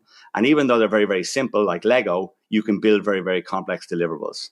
So let me give you a very quick demonstration of just how we get to market in a systematic way, because you can waste a huge amount of time and money in an organization doing that. Now, this is a demonstration. The real platform takes about an hour. This takes about 60 seconds. So I'm going to create a business called Intuition, which is a small business platform for helping me manage my staff, manage my invoice, my customers, etc. I have access to generic components, but it's a fintech business, so I want access to the fintech components. I can decide to deploy it in Google, Amazon, Microsoft Azure, or private cloud. So I'm going to go with Google. I can put in my Google credentials, which happen to be in this file here. I can then stand up the various different instances that I want. And instead of having to, the old way of having a data center as a competitive advantage is gone. You have to leverage the cloud. But, you used to have to get CapEx to get a data center in a new geography, and then you had an RFP. Now you can do it instantaneously. So say my customers are just EMEA. I'm going to stand it up here and here. I've got scaling options that I can put in to make the platform elastic. Confirm deployment. And what it's doing now in the real one is creating my build environment, my test environment, my production environment, and my source code repository in the cloud. I can now actually select, different components. Maybe I need Ticketmaster events, Google ratings. Maybe I need insights from Intercom, Xero for my accounting, Clover for my till, etc. So I'm selecting the components that I need. I can layer in scaffolding for machine learning, A/B testing, GDPR, monitoring. All of these things take time and don't necessarily add a huge amount of value at an early stage of a product. So I can then, if I wanted to build the user experience, I can put in my logo, put in my branding. I can change colors and various things like that. And we've also built a builder that allows us to generate the back end and the front end. So this requires a login page. And I can say, well, what would this look like on a tablet? And most builders actually do this, but they don't generate the back end as well. So I can say it looks like this on a tablet, this on a phone, and I'm in a sandbox, and I can start dragging. Maybe I need my till card or my till receipts for my business. Maybe on this page I need to have payments, and so on. And I have a little button here that drags what I should have dragged. And I can see in this sandbox, I can see my account balance, what invoices are due to me, what customers think about my business. I can see my bank statement, my invoice statement. I can see, customer ratings, and I can see events that are on that are going to impact on my staff or on my revenue. I press publish. And what this is doing now is it's auto-generating the back end, the front end. It's building, testing, deploying. It's doing security vulnerability analysis, code coverage analysis. And basically after an hour, I'm able to go to my website. I'm able to click here and install the Android app that's been auto-generated. I can go to my source code repository in the cloud. I can go to my Jenkins or my build pipeline to ensure, that deployments going forward are going to be seamless and I have no technical debt. So basically what we think about is going from product idea to market is like a 100-meter race. Apply technology and apply the discipline process means that you can start that race 50 or 60 meters down the line, which means that you're not wasting money on things that can be done more effectively. And just to sort of show that we eat our own dog food, here's 3 or 4 companies that we've created. So Cylon is a platform. It's the digital platform for digitizing the whole product lifecycle. Claro is a platform for the freelance community to help them manage their proposals, contracts, invoices, payments, expense management, etc. BochardX is a software business. It's based out of Romania. It builds our companies, and it also builds products for third parties around the world. Xante is a parametric insurance business whereby instead of the traditional insurance way of paying out after the event occurs, Xante pays out before the event occurs when paying out can reduce the impact of the event actually happening. So a simple example, hurricanes in Florida. 57% of the US population don't have access to $500 to deal with an emergency. So if a hurricane is coming to their house or where they're renting, they can't afford to look after their family, look after their pets. They can't even protect their property. What we do is we use machine learning to find out 2 days before the hurricane hits, and we give them instantaneously on a MasterCard prepaid card $1,000. They can use that then to board up their house, put petrol in the car, book a hotel, basically look after their family. And that can be applied to a whole lot of different use cases. And Marine is another platform for basically managing the ingestion of data to take the human effort out of doing KYC, AML, and customer onboarding. The other thing is that I mentioned that build, buy, and partner, or organic acquisition and investment, only work to a point. There's a new methodology where a corporation can co-create a company and hang the investment off their balance sheet. So instead of acquiring a company that may not exist today, they're able to design the acquisition that they want ahead of time and then buy it back for a fraction of the market price at some point in the future. We create our own companies and we co-create. So in terms of sort of, wrapping this up in a bow, I would say no matter whether you're a large company or a small company, if you're in product development, make sure you're solving a real problem in a large market, ideally knowing that customers want your solution and they're willing to pay for it. It's no good having them want it if you can't find a business model or you can't charge them for it. Begin with the end in mind. I have a very strong view that innovation is useless if you don't align it with strategy. If you don't know where you want to get to, any road will get you there. It's a bit like technology that's really, really cool. If it's not solving a problem or doing something better than something is already doing it, you're wasting your time and you're wasting your shareholders' money. So you do need to align your innovation and product development activities with the strategy of the business. And the reason I say broadly is because you do have the license to potentially try things, but don't let 1,000 flowers bloom, whereby you're trying lots and lots and lots and lots of different things, knowing that, that it's highly unlikely that any of them are going to succeed at scale because none of them are getting the opportunity or the funding that they need. It's critical, large or small, to follow a disciplined process and to measure everything. Be objective about what you're doing. You do need to have, if you don't measure it, then it's not that important. You absolutely need to think about what matters. What does success look like? Is it revenue? Is it customers? Is it active users? It could be a lot of different things depending on what your business is. It could be margin, but you do need to make sure that you measure it, and you do need to, have a disciplined process. Source ideas from everywhere. Depending on the size of the company, I think large companies have lots and lots of ideas. Ideas are very, very easy in a large company because there's lots of people who are thinking about the business and who really know their business extremely well. So they have no problem finding ideas, but prioritization and execution are hard. In a startup, sometimes it's harder to find new ideas. How do I actually serve my customers better? How do I enter new markets? So I do think you need to engage your whole employee base and try to get ideas, but make sure that you have a disciplined process around assessing which are the ones that you should spend time on, because every time you invest time in a product or an opportunity, there's an opportunity cost to that if that product fails, you're not able to spend that money again on something else. So you do need to be disciplined and have an objective approach to, one, quickly decide, should I spend some time on this? And two, find the opportunities that are truly going to move the needle for my business, large or small. Don't put all your eggs in one basket. You do need to have an innovation portfolio. And if an initiative is failing, you do need to kill it. Do not, a lot of companies do have hobbies. So you don't want to be over investing in hobbies that are not clearly going to succeed. So there's an interesting thing in Harvard Business Review where they talk about this innovation portfolio or innovation matrix, where companies talk about they have a view of what they're investing to serve existing customers and existing products. What are the adjacent products and offerings that they can create, which will allow them to have a deeper relationship and a more lucrative relationship with their customers, and then transformational, where they're looking at breakthrough initiatives that are not necessarily what the business has done, and maybe the market hasn't got at the moment. And if you look at this and plot this out properly, you actually get a good sense of, am I just investing in the today? Am I investing in the tomorrow? Or am I also preparing the business to be successful in 4 or 5 years' time? The other thing I would say that's important is to think technology first and automate everything. The reason I showed the shipyard approach is to show that we do think about applying technology at every phase, and we do automate everything. The reason I have this orange thing on the screen is, and I don't know whether many of you recognize it, this is Akiva. And Kiva is a robotics company that Amazon acquired a number of years ago, and they've got tens of thousands of these inside the warehouses around the world. And what they used to do was they used to go and pack, people would walk around the warehouses packing, your order, you make an order, and somebody would actually go and manually pack it.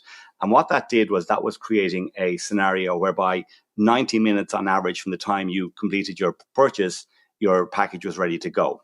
With the Kiva, the products were coming to the packers, and they were able to reduce the impact or reduce the time from order to package being ready to go from 90 minutes down to 15. So even though the customers didn't necessarily know there was robots going on, they did feel the impact of someone like Amazon getting products out quicker. And that's why in certain cities around the world, they can do delivery within the next hour or within the next day.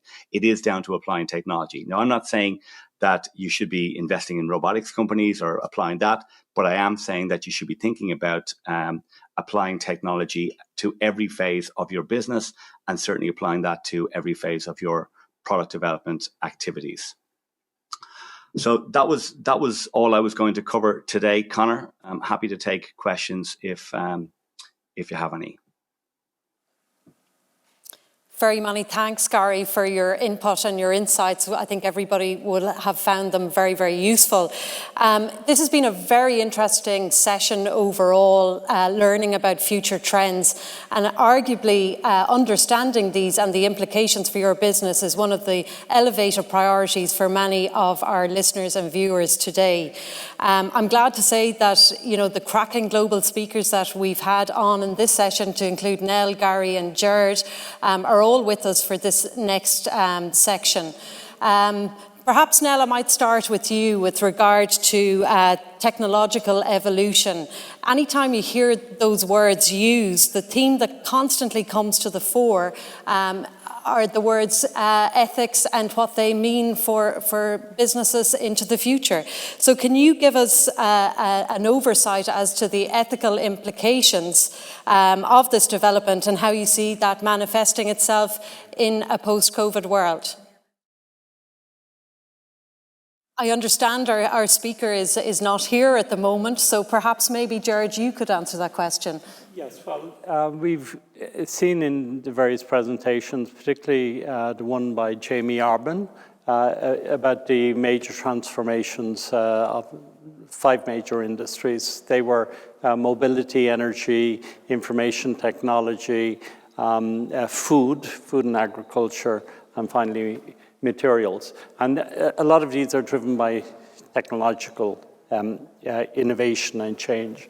But that, as Nell said in her previous, she emphasized the aspect of ethical use of technology. And that's why you have, of course, AI could be an existential threat if it's used inappropriately. And that's why there are lots of institutes set up and groups set up to ensure that there is an ethical use of AI, that governments or institutes or even very large companies don't use their dominant market position to abuse that use. And George, you've just touched on something there to do with maybe a degree of skepticism around AI by some businesses. Like unquestionably, there are some brilliant benefits from machine learning and AI. What would you do to try and convince stakeholders to engage with this kind of innovation that's available? Yeah, I think in Nell's presentation, she mentioned a new innovation which is called GPT-3. Okay, it sounds like an acronym, but it is actually very profound innovation in the use of AI. Recently, Microsoft Azure, they invested $1 billion in OpenAI and specifically to operate the GPT-3 system. And the idea is that it puts a very powerful tool. This is a platform of AI which has hundreds of billions of parameters. This makes it extremely powerful and much more powerful than the previous iteration of it. And it puts it in the hand of users. You don't have to be a programmer to use it. You can use it. In The Guardian recently, they used it to create an article. The AI wrote an article which was very good about were robots dangerous for humans. So there is a trend to put these tools in the hands of users. So I would recommend that people, if they can, sign up to use these and experiment with the problems they have, and to use them to solve those problems. Thank you, Gerard. I understand we have Nell back, so Nell, I might go straight to you for the next question, if that's okay. Nell, one of our viewers today has just submitted a question about, do we feel that as individuals we've moved from collective thinking to individualistic thinking and back to collective thinking again, as we've seen over the course of the last number of months with the Black Lives Matters movement, the huge green change that has been spearheaded by many activists right throughout Europe and throughout the globe. So I'd just like to get an insight as to what you believe is happening with regard to our thinking. I think that's a very interesting observation. The internet was supposed to be all about the individual and individuals connecting for the first time across borders. People being able to talk for free to people on the other side of the planet. And to some degree, indeed, that has happened, and we have been enjoying that. But sometimes, as we got to know each other, we discovered things about each other that made us unsettled. You might nod and wave to your neighbor, but then you see them posting something online, and then maybe that changes your impression of that person. The ability to connect online has also enabled people to find each other who might share a special interest or who might share a certain perspective on something. And that enables people to form new communities online. And I think that's perhaps one of the reasons why we've seen a resurgence in ideological thought. And a lot of that is, of course, being stirred up by social media algorithms, which are optimized for engagement, and often the things which engage people the most and cause them to share things are the things that make them feel outraged. And so this is perhaps one of the greatest questions of our time. I have a little project myself at culturalpeace.org, which attempts to create some sort of Geneva Convention style rules for cultural conflict.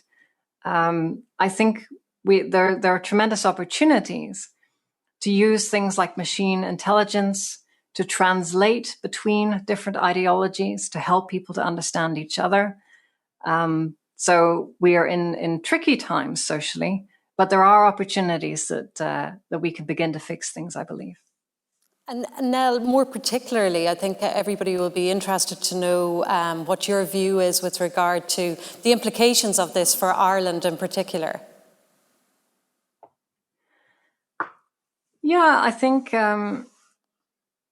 it's important that people have an ability to express themselves, that they have an ability to hold identities which are important to them, but that they are able to do that in a way which is healthy, in a way that that identity, whatever it happens to be, doesn't overtake the rest of their personality, that people don't get wrapped up in various dogmas too much, at least, not to the point where people start to think of each other as being downright evil or crazy. I think that's a very unfortunate situation. And, we've seen intense polarization in the north of the island in decades gone past.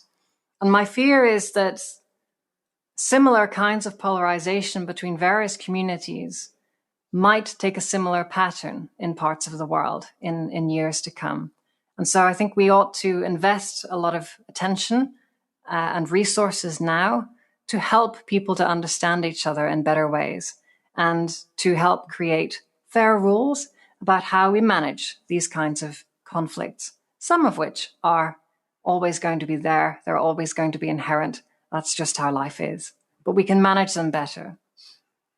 Thank you, Nell. I think that's a topic that we could spend all day talking about because there are so many dimensions to it at the moment. And given that thinking and activity has been so disrupted over the course of the last number of months, that there's a lot to go by there.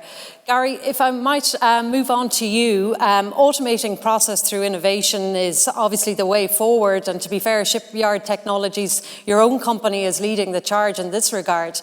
But what I'd like to know is your perspective with regard to government policy. So, for instance, governments generally try to invest heavily in innovation during recessions. But what advice would you give them for the purposes of trying to make Ireland a global leader in innovation and making, the ecosystem that bit more attractive to companies like your own to grow and thrive? Well, that's a big question that I've lots of thoughts on. I do think that the government has done a fantastic job in the supporting of foreign direct investment over the last number of years. Going back to the 80s, and we do have a thriving technology ecosystem within the country. I think where, not to say that we don't have fantastic startups inside the country.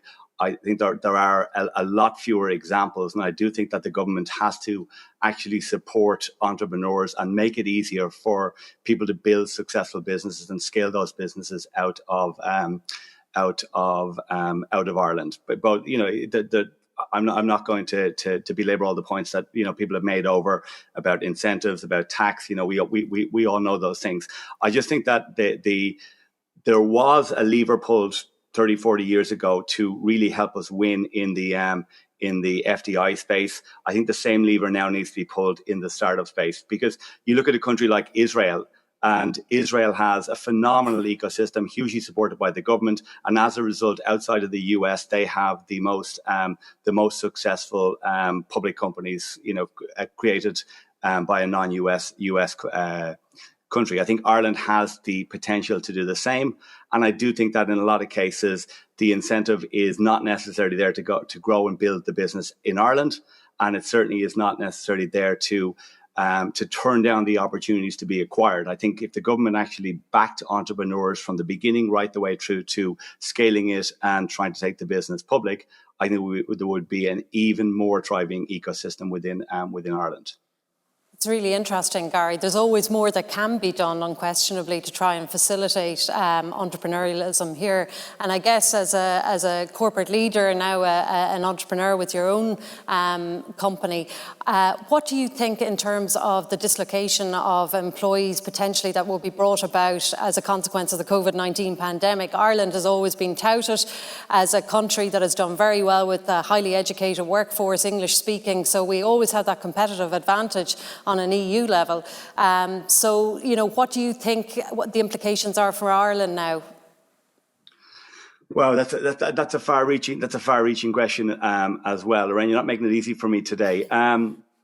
I think the first thing we've been thinking about is just making sure that our teams, and I know this is not necessarily you asked, but we are social animals, and I think you have to think about staff welfare, and that's something that we've been very, very much focused on. I do think that the opportunity for Ireland really does remain the same, but I do think that we could lose some competitiveness if we don't actually make sure that, and I talk about all the business leaders on this call, that we look after our staff while they're in this working from home scenario. Interesting, Gary, and that brings me really nicely to my next question to Gerard around 15-minute cities. Gerard, can you explain what this concept is about and how you think Dublin could possibly evolve in this way into the future? Yes, well, the 15-minute city was developed by Professor Carlos Moreno and was championed by Anne Hidalgo, the Mayor of Paris. And Anne won her re-election this year based on the platform, the 15-minute city. And as you know, Paris reinvents itself every 100 years. Haussmann did it in the 19th century, and Mitterrand did it in the 20th century. So it's Anne Hidalgo is doing it in the 21st century. And the idea is that you decentralize cities and make the districts or the quartier in Paris livable places where people can access, obviously, public transport within 15 minutes walking or cycling, but also all of the local services, obviously the butcher, the baker, the candlestick maker, and all of the different small businesses they need, but also schooling, further education, branches of libraries and things like that. Mixture of housing so that you have affordable and normal housing, so that you're not creating ghettos, that you have a good mix of places. I lived in Paris for 20 years, and the quartier I lived in was called La Garenne-Colombe, and it was already a 15-minute quartier. And Paris, I suppose, was lucky in that sense. They're doing a similar program in Barcelona, and Barcelona, you wouldn't think, is probably one of the most densely populated cities in the world. They have 6-story high buildings, but they're very densely packed into blocks, and in those blocks, you have a self-contained community. Now, it'll be more difficult for other cities. I think a lot of US cities were based around the car. It might be more difficult for them to adapt to that. Amsterdam has embraced the 15-minute city, and also recently in Dublin, the Dublin Chamber of Commerce has recommended that Dublin looks seriously at this. And I think during COVID, we realized that we do live in communities. I did all my local shopping in Dunleary. I didn't venture beyond the 5-kilometer boundary. And, it's perfectly feasible to do it. And with the way work is organizing itself, companies are being more flexible in the working arrangements so that people can work from home. They can work from a local desk sharing place. And, hopefully that has potential to transform Dublin, but also transform rural Ireland so that allow people to work from villages and towns throughout Ireland. So from a town planning perspective, everything's up for negotiation now. Yes, it requires, community. It requires many stakeholders. It can't be a top-down approach. It has to include stakeholder engagement, and it will take time.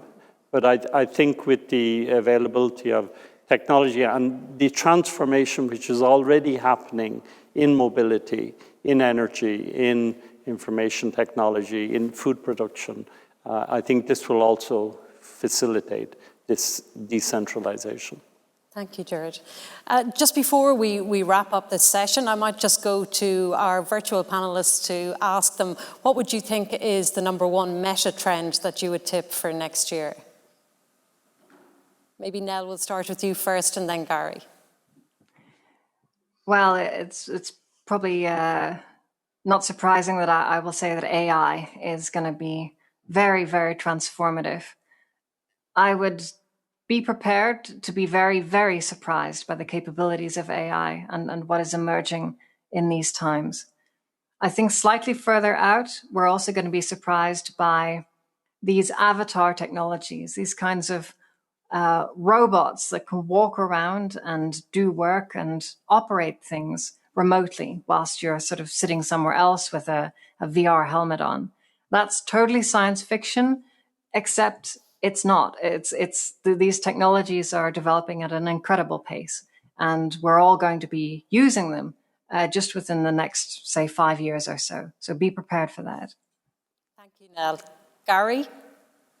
And this, I would certainly say, look, there's lots and lots of interesting, trends and technologies on the horizon. I don't think people have yet seen the benefits truly of machine learning. There's a lot of machine learning when you're engaging, particularly with the large digital players around the world.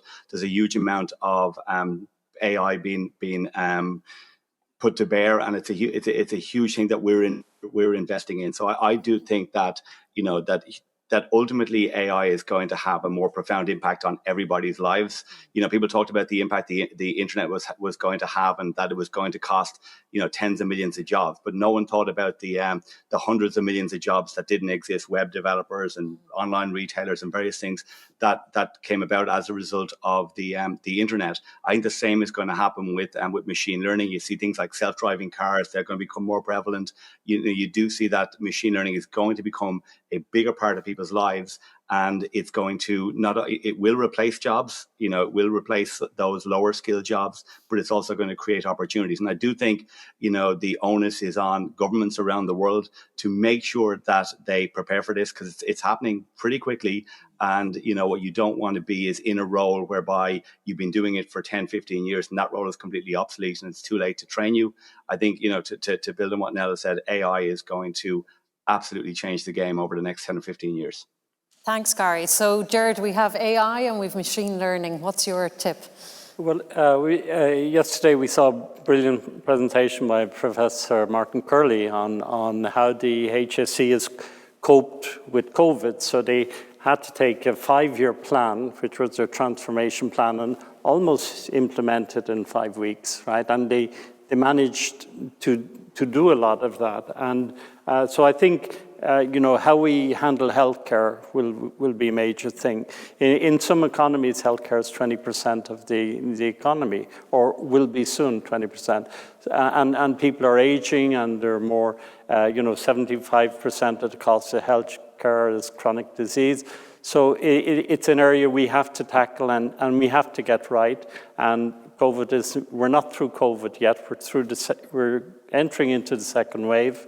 We may have a third wave next year. So it's absolutely critical. But I think machine learning and AI applied to healthcare, definitely. And on Nell's recommendation, I'm going to sign up to GPT-3 as soon as I can and start playing around with it, because it's going to be a game changer. Fantastic. Thank you so much, Jared, and thanks to our other speakers as well. James, Nell and Gary, really appreciate your strategic insights, input and your time as well for taking part in Sandyford Business District's Innovation Week. Thanks so much. So that brings our morning session to a close. Really glad to have such large numbers part of this session who've been viewing our various speakers who have covered all details to do with meta trends. Stay tuned for our afternoon session, which will be comprised of a number of speakers from Microsoft, Independent News and Media, Trinity Tangent, and indeed quantum computing. The link remains the same, and we'll see you back here at 2 p.m. Thank you.